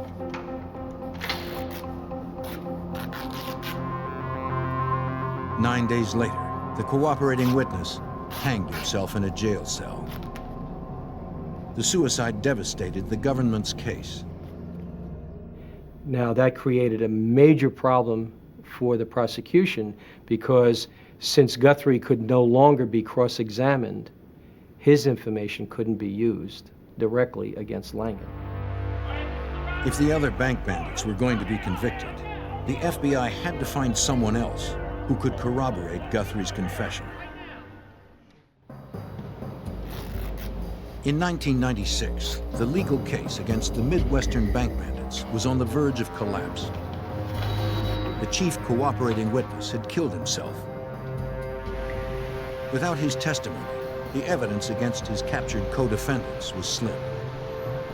Special Agent Joe Hendrickson spearheaded the investigation in Philadelphia. These bank robbers were very, very good, and the evidence that they left behind at every robbery was zero. They were fully masked, fully gloved. Their weapons were untraceable. Hendrickson helped convince Kevin McCarthy to plead guilty and turn state's witness.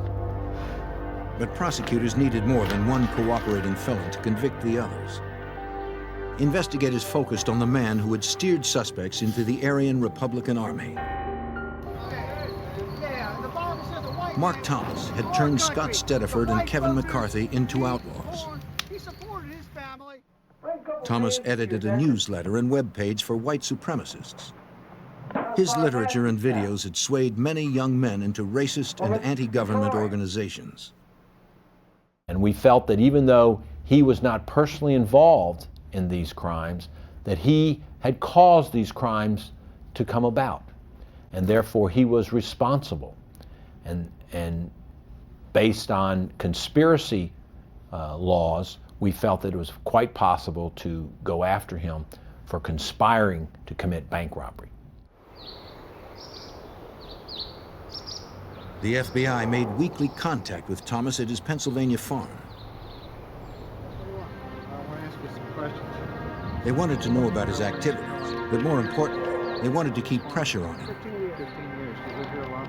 And I've had about enough of you guys coming over here and messing with me. They made it clear that they suspected him and weren't going away.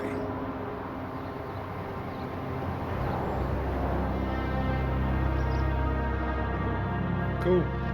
Kevin McCarthy told investigators that he and Scott Stediford had stayed at Thomas's home. Stuff is going to change your life. Yeah. He acted like a father figure to them and warned them of the coming race war. He brought the young men to live in Elohim City, a white separatist compound in Oklahoma. During the summer of 1994, Thomas invited them to join the Aryan Republican Army. In mid-October, Scott Stediford agreed. He participated in his first bank robbery 2 weeks later.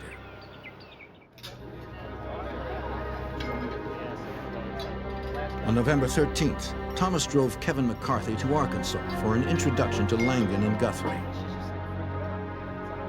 The teenager heard them boast of successfully robbing banks throughout the Midwest. That's hilarious. The 17-year-old joined up. We found a better way to do it. Agents also learned from McCarthy that Thomas took $100 in stolen money for the start of an Aryan war chest. Over the months of contact, agents caught Thomas in several lies about his activities. This is my farm, and I don't need you on my farm, you know? So, They took what they had to U.S. prosecutors. okay, I'm doing what he says. The United States Attorney's Office decided that based on the cooperating witnesses' testimony, we were going to arrest him. Even though it was a very slim case, it was a close call, as the United States Attorney's Office would say, but we're going to put out an arrest warrant for him. Thomas heard that the FBI was going to pick him up on a charge of conspiracy. He agreed to surrender after calling the media to witness the event. He told the press their presence prevented his assassination. Thomas pleaded not guilty at his arraignment hearing on February 4th, 1997. No comment. He asked to meet with the FBI the next day. That's where Mark Thomas caved. He signed a 7-page plea agreement that corroborated Kevin McCarthy's confession. The government's case was now solid. This was the biggest surprise of anyone's involved in the case. The idea that the head of the movement, after one day in prison, would decide to completely cooperate was just unfathomable. But apparently our pressure over the 6 months of continually talking to him, and then the one night in prison, was enough for him to decide that he had been completely wrong in his ideals and that he wanted to, as he said, get right with God. Mark Thomas was sentenced to 9.5 years in prison. Peter Langan was convicted on bank robbery and gun charges. He received life without parole.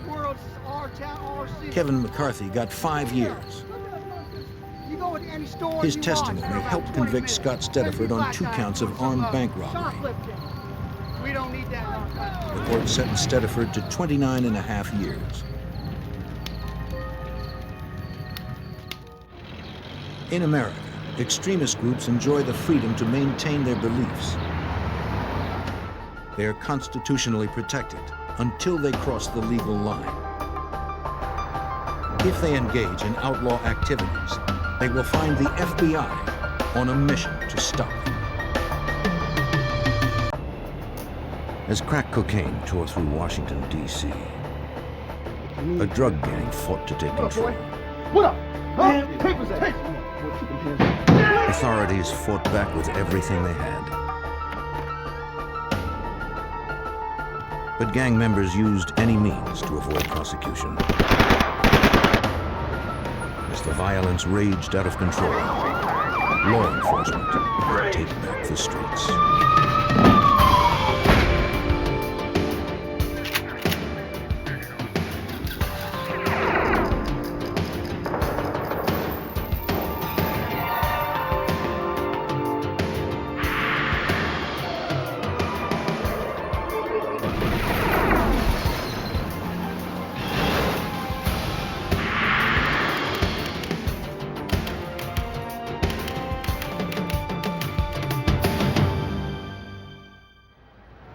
In the early 1990s, Washington, D.C. became the murder capital of the nation. Few were left untouched by gang violence, which was ignited by the drug trade. By 1994, that violence would strike at the very heart of law enforcement. I'm Jim Kallstrom, former head of the FBI's New York office. Would fall to the FBI to lead an international manhunt and bring in the leader of the city's most vicious gang. October 26, 1994. The nation's capital was about to become the backdrop to another bloody crime. Just before midnight, 3 masked gunmen broke into a home in the northwest section of the city. Get up! Get up! Get up! Now! Get up! They targeted Gerald Gaither, demanding his cash and drugs. Where's the money? Where's the money? Where's the money? Where's it at? Where's the money? He turned over what little money he had in his pockets. Get up! The owner of the home, William Ragland, was accosted while working in his basement. Where's the money at? Get out! Upstairs, one of the gunmen discovered Nancy Hatchett and Darlene Hatchett, Ragland's daughter and granddaughter. Get out there! Go! To convince Gaither to cooperate, the gunmen terrorized each of the residents. Get out! Get out! The women were ordered to lie face down on the floor. Get out! Hands out! Tell us, come on, old man! Come on, old man! Tell us where the money is. Where is it? Where is it? Gaither denied having more cash or drugs. One of the gunmen turned his .22 caliber handgun towards Ragland. The 89-year-old retired federal worker died instantly. Tell us where it is. Play games. Andre Madison, another resident, was hustled into the living room. Shut up. One of the 3 attackers noticed his gold necklace and ripped it from his neck. Get down. Get out. Get out. Face down.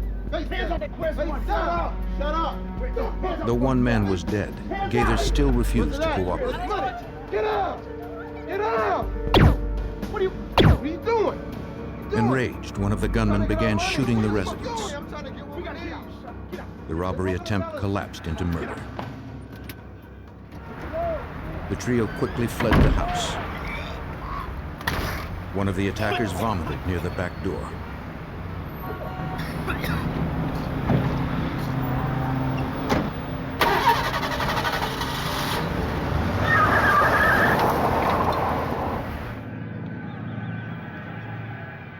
Nancy Hatchett called 911.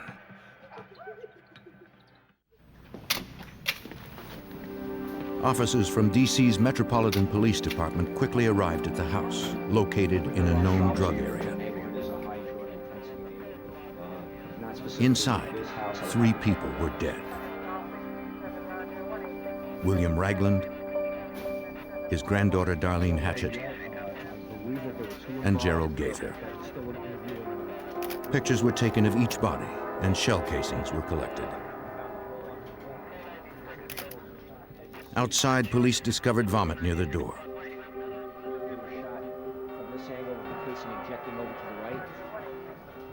Hey, how you doing? Nancy Hatchett and Andre Madison, the only survivors, tried to help police develop suspects. But the attackers were masked, making identification difficult.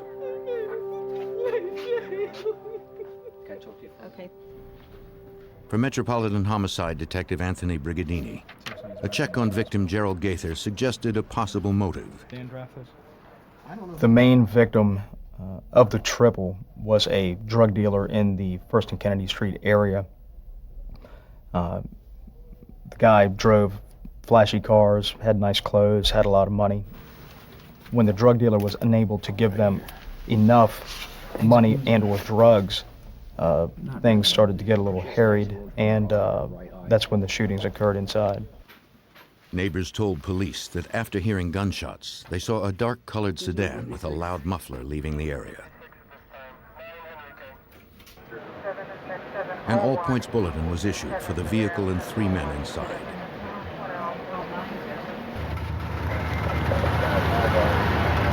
One hour after the murders, 2 D.C. cops spotted a noisy vehicle that fit the report.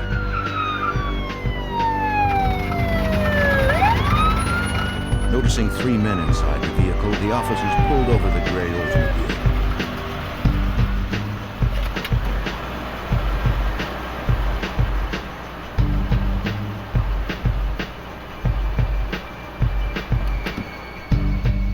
The police asked the men for identification. The driver was identified as Benny Lee Lawson. The passengers were determined to be Kobe Mowat and Jermaine Graves. In one of their pants pockets, police recovered a broken gold necklace. But details from the murder scene were still incomplete. To the officers, the necklace was meaningless. After recording all of the men's names and addresses, the 3 were soon released. There was no evidence in the car to connect them to the murders. Despite the lack of solid suspects, homicide detectives believed that Gerald Gaither had been murdered by a rival drug gang.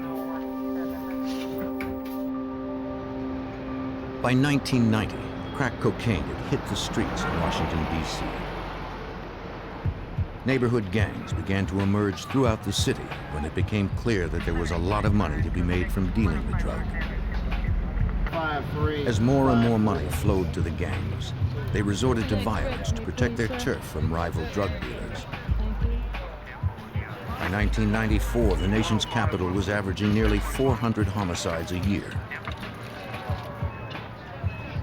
D.C. police joined forces with the FBI and several federal agencies to combat the drug-related violence. Most of the murders remained unsolved.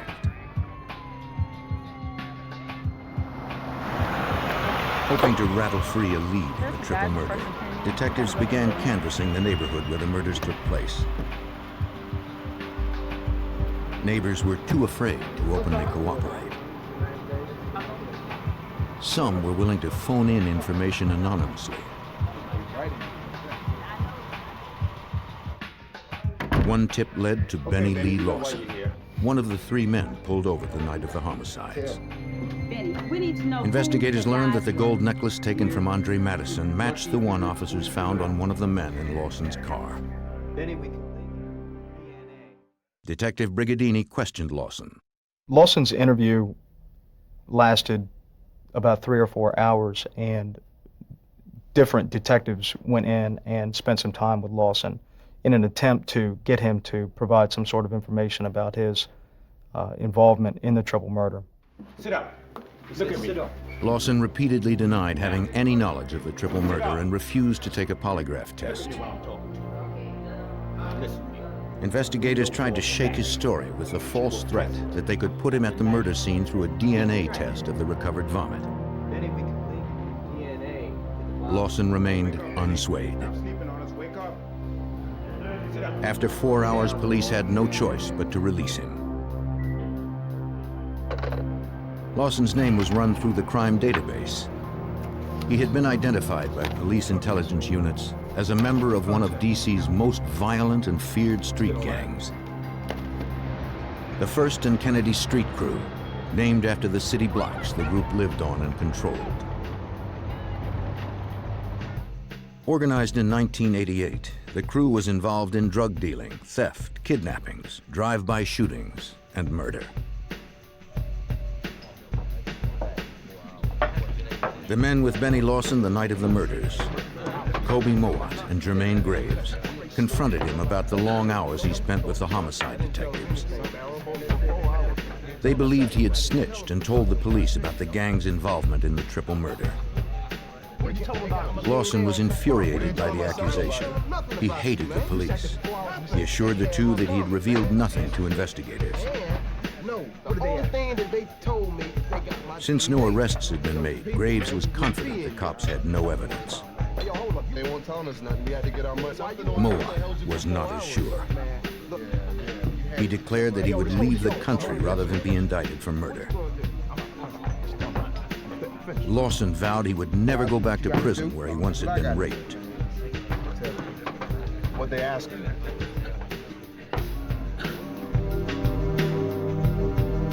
Lawson returned home that night. Being labeled a snitch was an insult to his loyalty towards the crew. And for a gang member on the streets, it was a death sentence.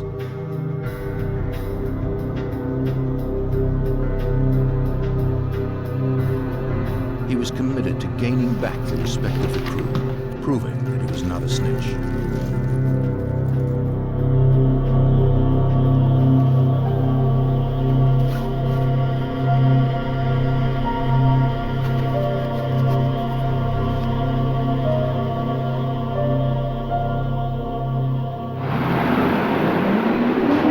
On November 22nd, 1994, a few days before Thanksgiving, Benny Lawson returned to Metropolitan Police Department headquarters.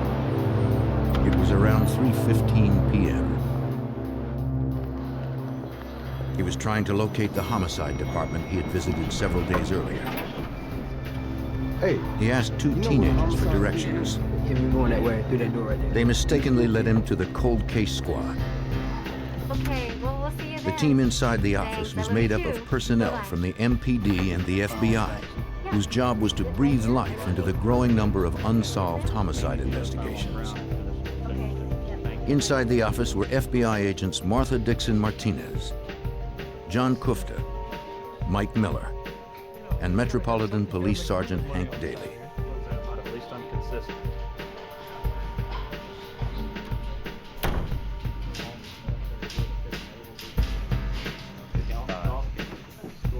The teenagers, who were there for a scheduled appointment, began to speak with the officers. With no warning, Lawson pulled out his M11 assault handgun and started firing. The headquarters of the Washington D.C. police was under attack. Repeated gunfire echoed through Washington D.C. police headquarters. Detectives raced to the third-floor office where the shooting continued. No one knew what was going on behind the locked doors of the cold case squad room. Come on, open up the door! Open up the door! Across town at the FBI's Washington field office, Hey, Tony, what do you have? All right, I'll talk to you. It was just a normal day like any other day, and we were monitoring one of the police radios, and we heard a call go out that there had been a shooting at MPD headquarters. Okay, we're on our agents way. quickly determined the shooting was taking place inside the cold case office, where several FBI agents were on duty. And very quickly we started to page our agents that were assigned to the cold case homicide squad to try to account for all of them. And as time progressed, we weren't hearing back from some of the agents, and we realized that we might have some agents inside there. And as we listened, the calls became more serious and they were requesting assistance. Critically wounded, Special Agent John Kufta was trapped inside the cold case squad office. When the shooting had stopped, he could hear the shouts from officers outside the office trying to get in. Help was just a few feet away. At that point, I heard a voice tell me they couldn't get in, and I thought to myself, you know, I'm not going to die in here. I thought of, you know, my wife, my 8-month-old daughter at the time, and I knew that if I stayed awake, if I continued to breathe, if I continued to pray, and if they got me to a hospital, I'd be alive. Shot in the thigh, arm, stomach, neck, and chest, Kufta managed to open the door. Detectives pulled him out. The only other visible person to the rescuers was Metropolitan Police Sergeant Hank Daly. Barely clinging to life, he was dragged from the room. He was rushed outside where a helicopter waited to transport him to the hospital. Not knowing if the shooter was planning another ambush, the officers waited for the SWAT team to arrive. FBI agents and SWAT teams from around the Capitol converged on the Metropolitan Police headquarters. Yells continued from inside the room as the SWAT team arrived. Heavily armed, They entered the room. They first discovered FBI agent Mike Miller's body. His weapon was still in its holster. In an adjoining room, the SWAT team discovered the body of an unidentified black male. There was a gunshot wound on his hip and a fatal wound to his head. FBI agent Martha Dixon Martinez was the final victim found. She had gunshot wounds in her back. Near her lay the gun the shooter had likely used to kill her and the others, an M11 assault weapon.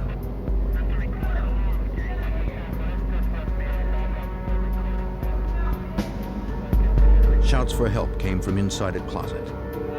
Suspect in the closet, open the door slowly! Not knowing if he was a suspect or an innocent bystander, the SWAT team apprehended one of the teens who had walked in the room before the shooting began. The other teenager had managed to flee the office earlier after being shot in the leg. I don't even know the guy. Supervisory Special Agent Mark Giuliano and other agents arrived at the scene. I just remember walking through the hallway and just seeing the chaotic scene and the blood and just the total realm of emotions on everybody's face, from being focused on the mission of trying to figure out what happened and could there be other people involved.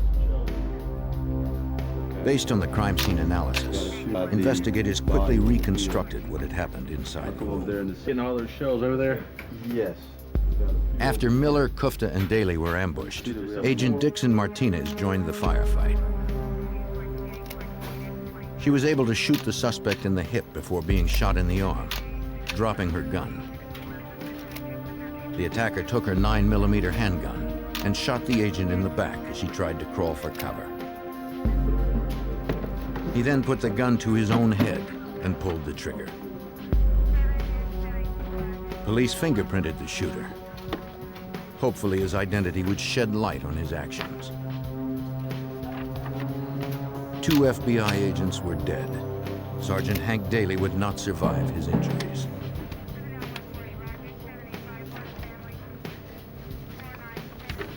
It would be the first time in 8 years that more than one FBI agent had been killed at a single time.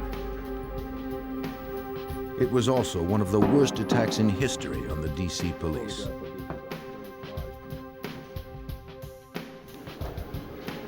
Agent Kufta would endure 7 major medical operations before recovering.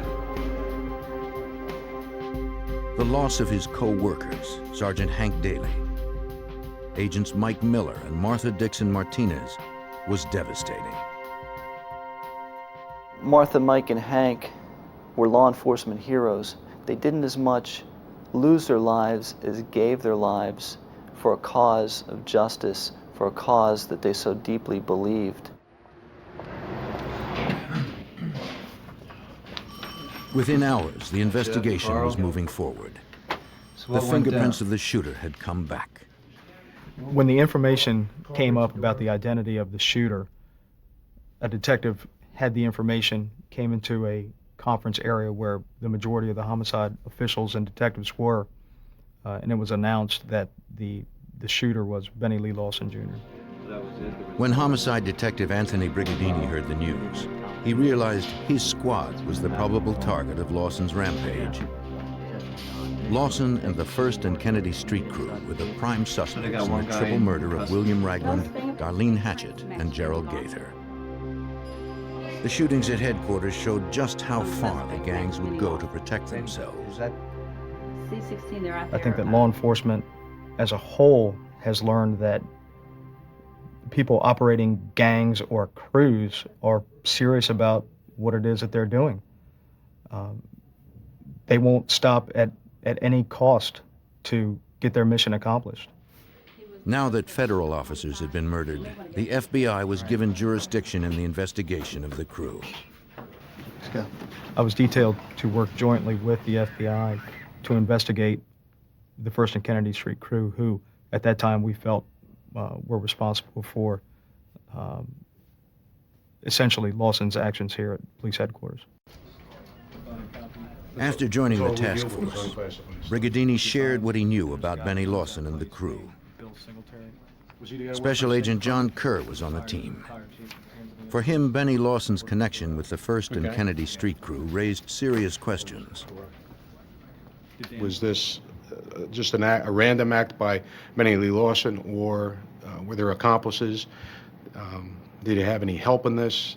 Were there be any further attacks on agents and police? And so that was a reason that we opened up an investigation to answer those questions. Was this a conspiracy? Investigators obtained a search warrant that night for the house Lawson had lived in. Please get out! Please get out!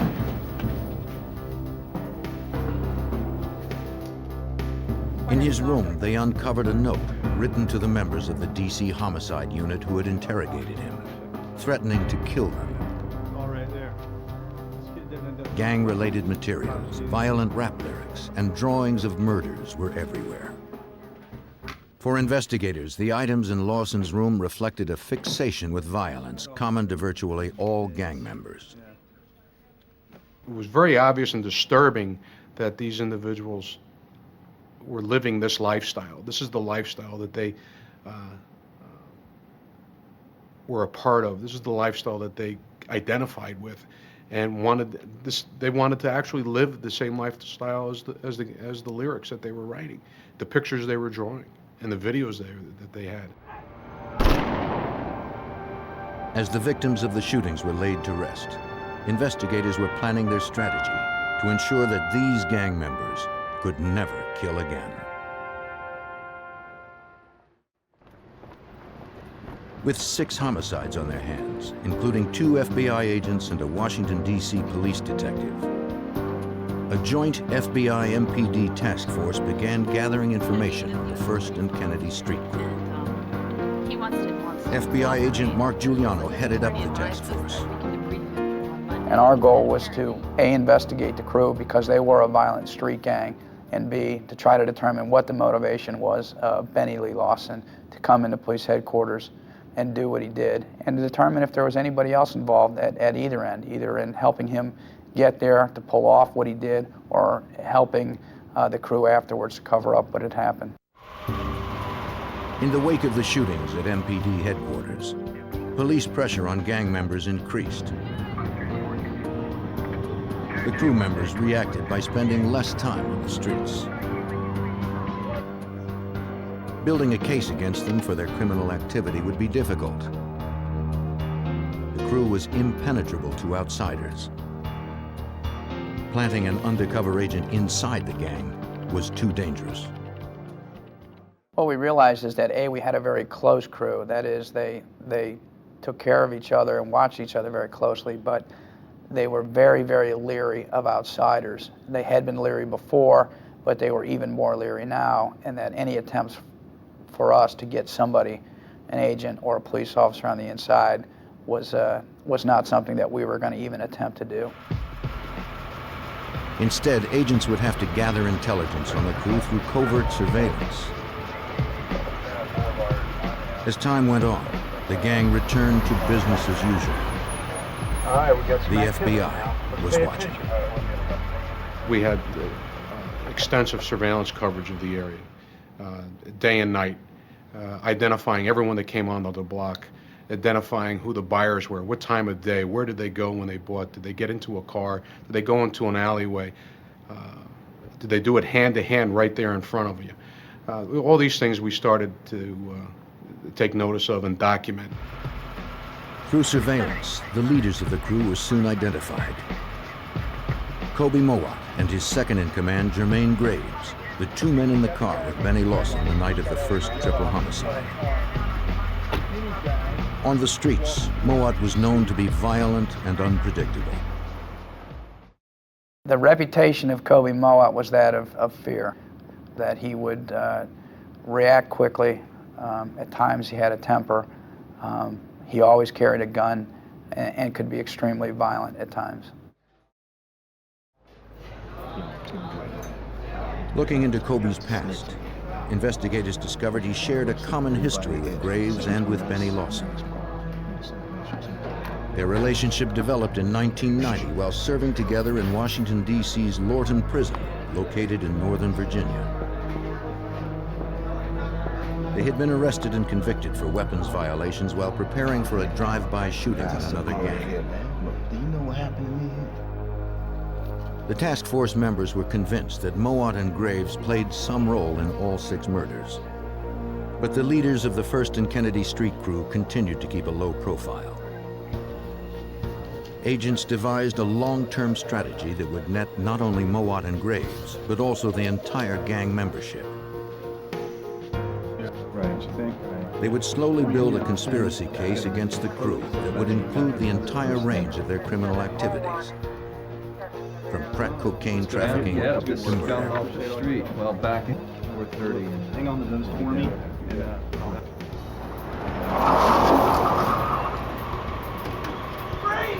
Agents would work themselves inside by first targeting individuals who regularly purchased their drugs from the crew. This would allow them to watch and record the gang committing crimes.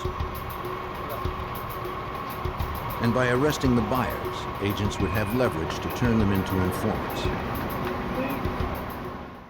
We'd come into an area when we thought that they'd be the most active in selling drugs. And in order to identify someone and hopefully get lucky, catch someone with some drugs, and maybe force them to work for us at some point. Some of the buyers arrested were unwilling to cooperate at first. The dangerous reputations of Mowat and Graves were well known. But the threat of long prison sentences was powerful. The FBI strategy paid off. Threatened with significant jail time, one of the biggest drug suppliers to the crew decided to become an informant. At the FBI's direction, he would generate conversation with crew members about their illegal activities. And he'd have conversations with them, and they like to brag about what they've done. And at our direction, he would bring something up, say an old drive-by shooting or an old murder, or something about drug dealing. And these individuals would just start to talk about it. They'd talk about who was involved, what happened. All of this was being recorded. Through the informant and the recordings, agents learned that Mowat, Graves, and Lawson had killed previously. Less than 3 weeks before breaking into William Ragland's house, they had kidnapped and murdered another rival drug dealer. What up, boy? What up? Huh? William Red Billy Woods was a well-known dealer from a rival gang. Jermaine Graves arranged to lure Woods to his mother's house. Once there, Mowat, Graves, and Lawson robbed him and beat him.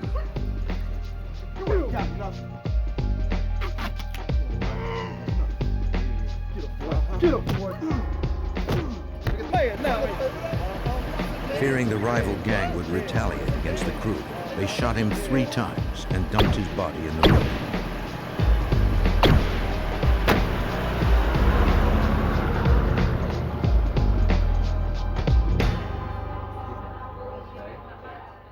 You can go down. Agents also heard testimony from another informant that further implicated Mowat, Graves, and Lawson in the triple murder at William Ragland's house. Down where? 1st and Kennedy? Huh? He overheard Benny, Kobe, and Jermaine Graves talking about the triple homicide. And one of the things that he mentioned that they were giving Benny a hard time for was the fact that he threw up at the scene of the triple homicide.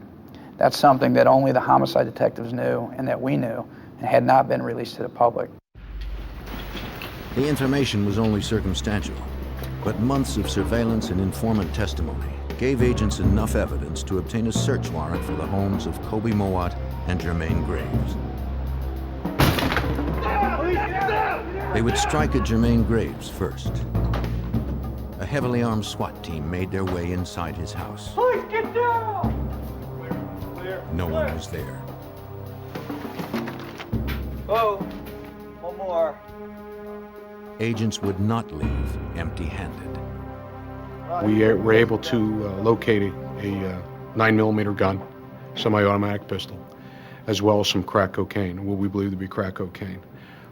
One of the members on the squad took the information that we got from the gun and put together an affidavit for an arrest warrant based on the fact that it was a convicted felon in possession of a firearm. For several weeks, Graves eluded investigators. They continued surveillance, hoping that he would turn up.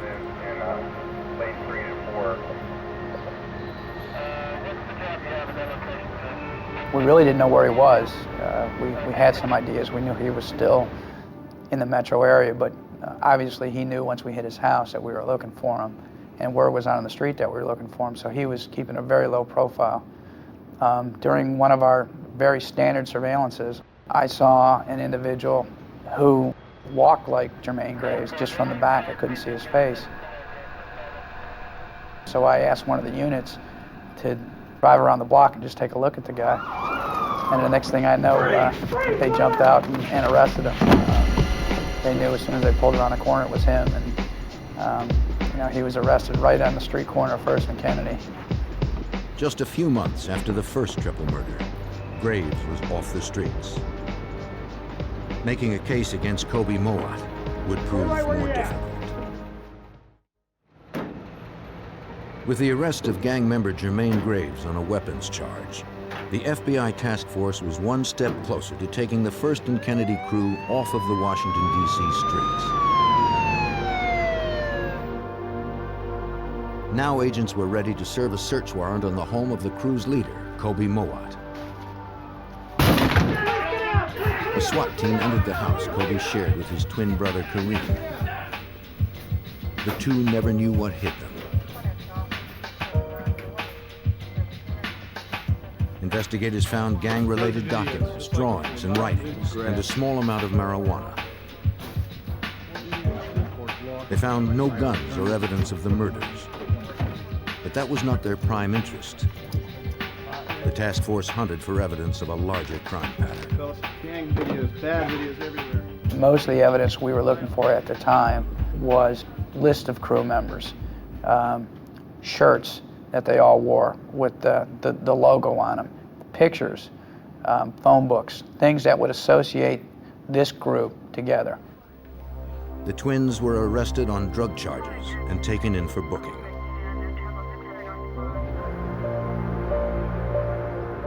Kobe's time in jail was brief. Only his brother Kareem's fingerprints were on the bag of pot. Kobe was released and the possession charge was dropped. Agents were determined to see him back behind bars.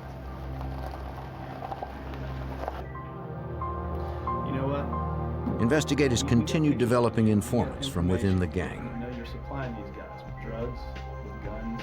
They got the break they were looking for. Facing jail time on a drug charge, a member of the First and Kennedy crew agreed to cooperate. Finally, investigators learned the answer to the question that had most plagued them.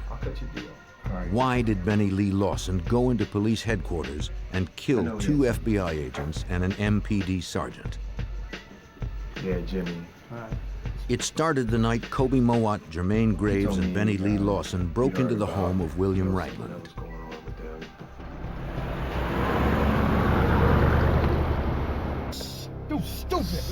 The trio's plan had been to rob drug dealer Gerald Guthrie. Jermaine Graves became frustrated by Guthrie's refusal to cooperate, and he snapped, killing 3 of the residents. Overwhelmed, Benny Lawson vomited outside the home. To Mowat, it was a sign of weakness. Jimmy, man, what's going on? The informant continued. When Lawson was brought in for questioning by investigators, Mowat was sure Lawson had snitched.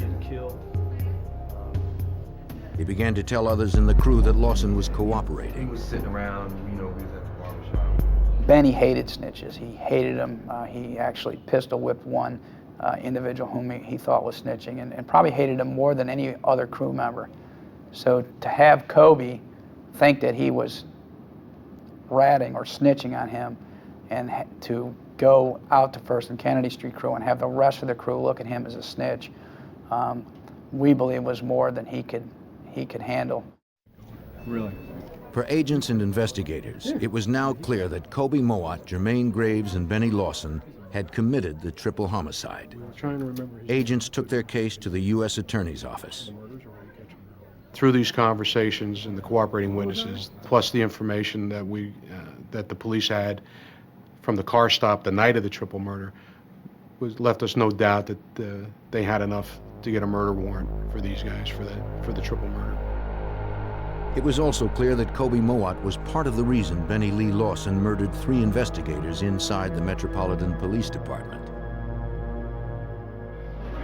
Agents finally felt ready to go before a grand jury and present their conspiracy case against Kobe Mowat and the entire crew.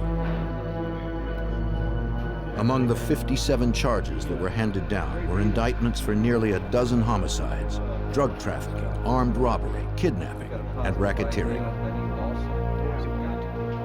Already in custody, Graves was charged with 3 counts of felony murder. An arrest warrant was issued for Kobe Mowat. Investigators returned to his house.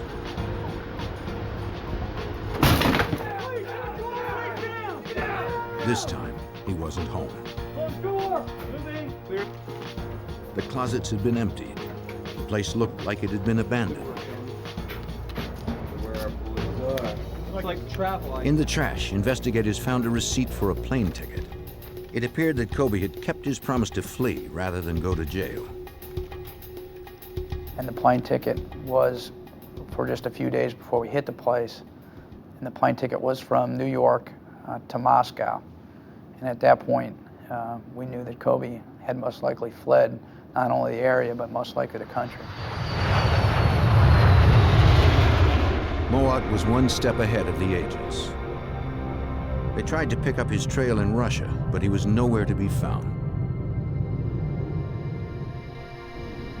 Investigators discovered there was a flight departing to Africa soon after he landed in Moscow. A check of the passenger list revealed nothing. There you are, sir. Agents grew increasingly more frustrated. Mowat was slipping away.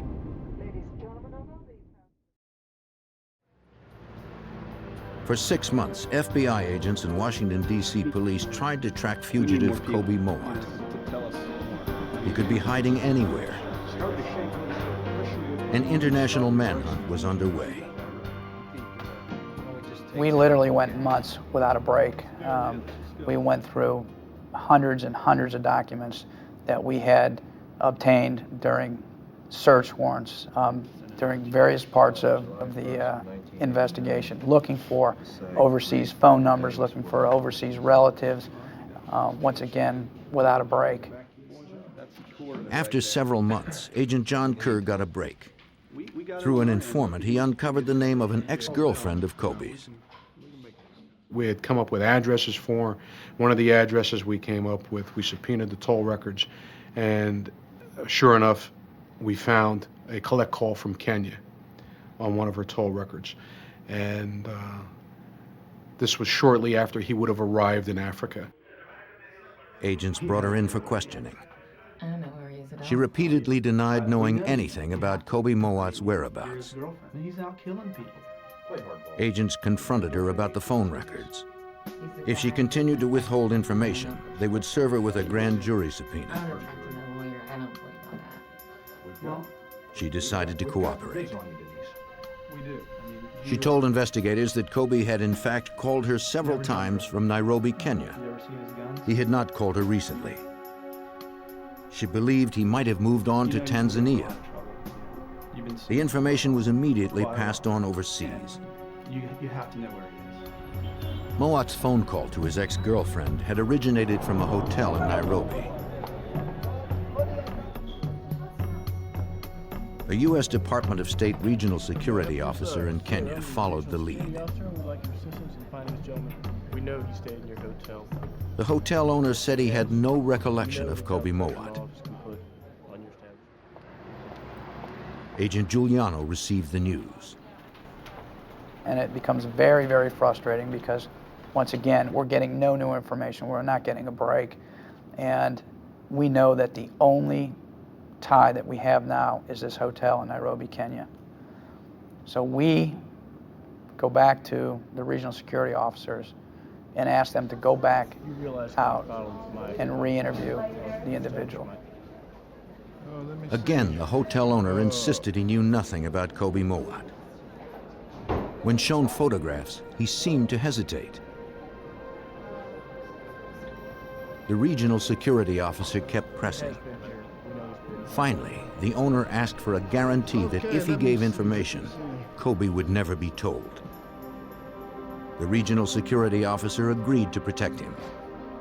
He said Kobe had in fact been to his hotel, but he had left several months ago. He gave the security officer a number that Kobe had called while at the hotel. The call was to the East African country of Tanzania.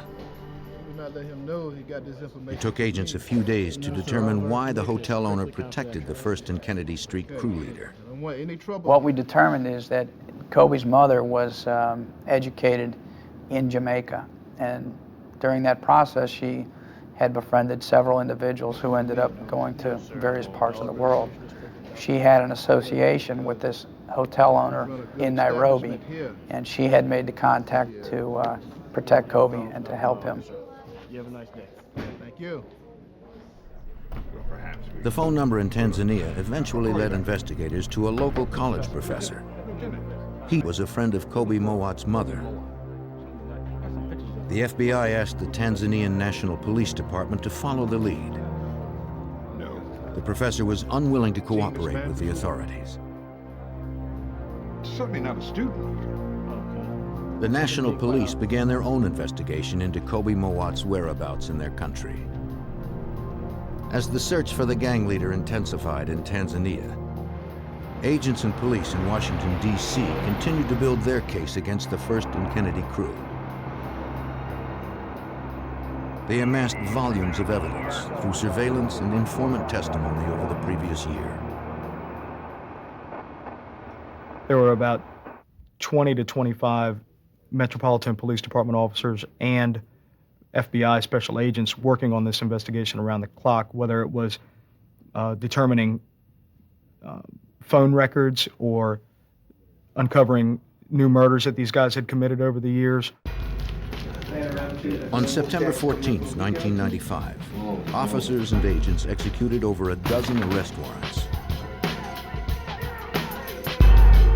They searched for any indication of the gang leader's whereabouts in Africa. They found nothing. They collected additional evidence of a criminal enterprise. They confiscated financial records, guns, drugs, and gang paraphernalia. Stay right there. Don't move. Some of those arrested agreed to cooperate in exchange for less jail time. Investigators were slowly taking all of the gang members off the streets.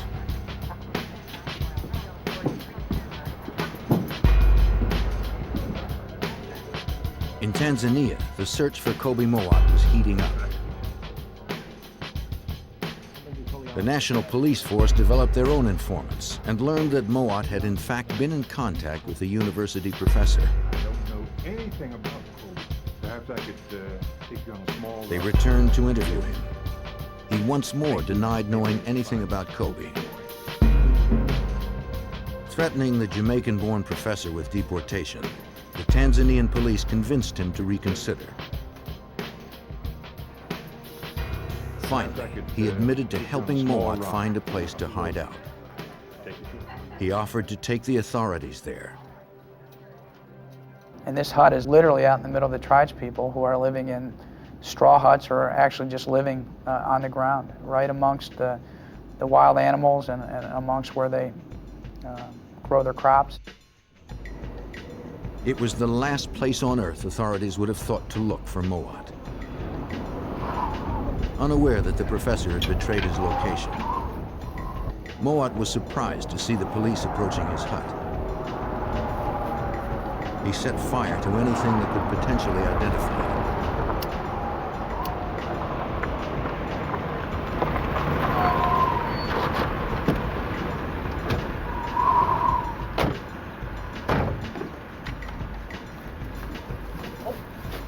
But the police quickly moved in and doused the flames. What did I do? While they searched for a reason to place him in custody, they never told Mowat why they were there. They also determined that out in the back, he's growing a small amount of marijuana, or what they call bangi. And in that part of the country, it's against the law. And the penalty is 10 years in prison or $100. So they bought him in based on that premise, telling him that he was going to be incarcerated for that. Investigators in Washington received the news that Mowat was in custody, but time was working against them. The Tanzanian police could only hold Kobe on the possession charge for a short period. As a drug trafficker, Mowat had plenty of cash on hand to pay the $100 fine. After days of diplomatic wrangling, the arrangements for Mowat's extradition to the United States were finalized.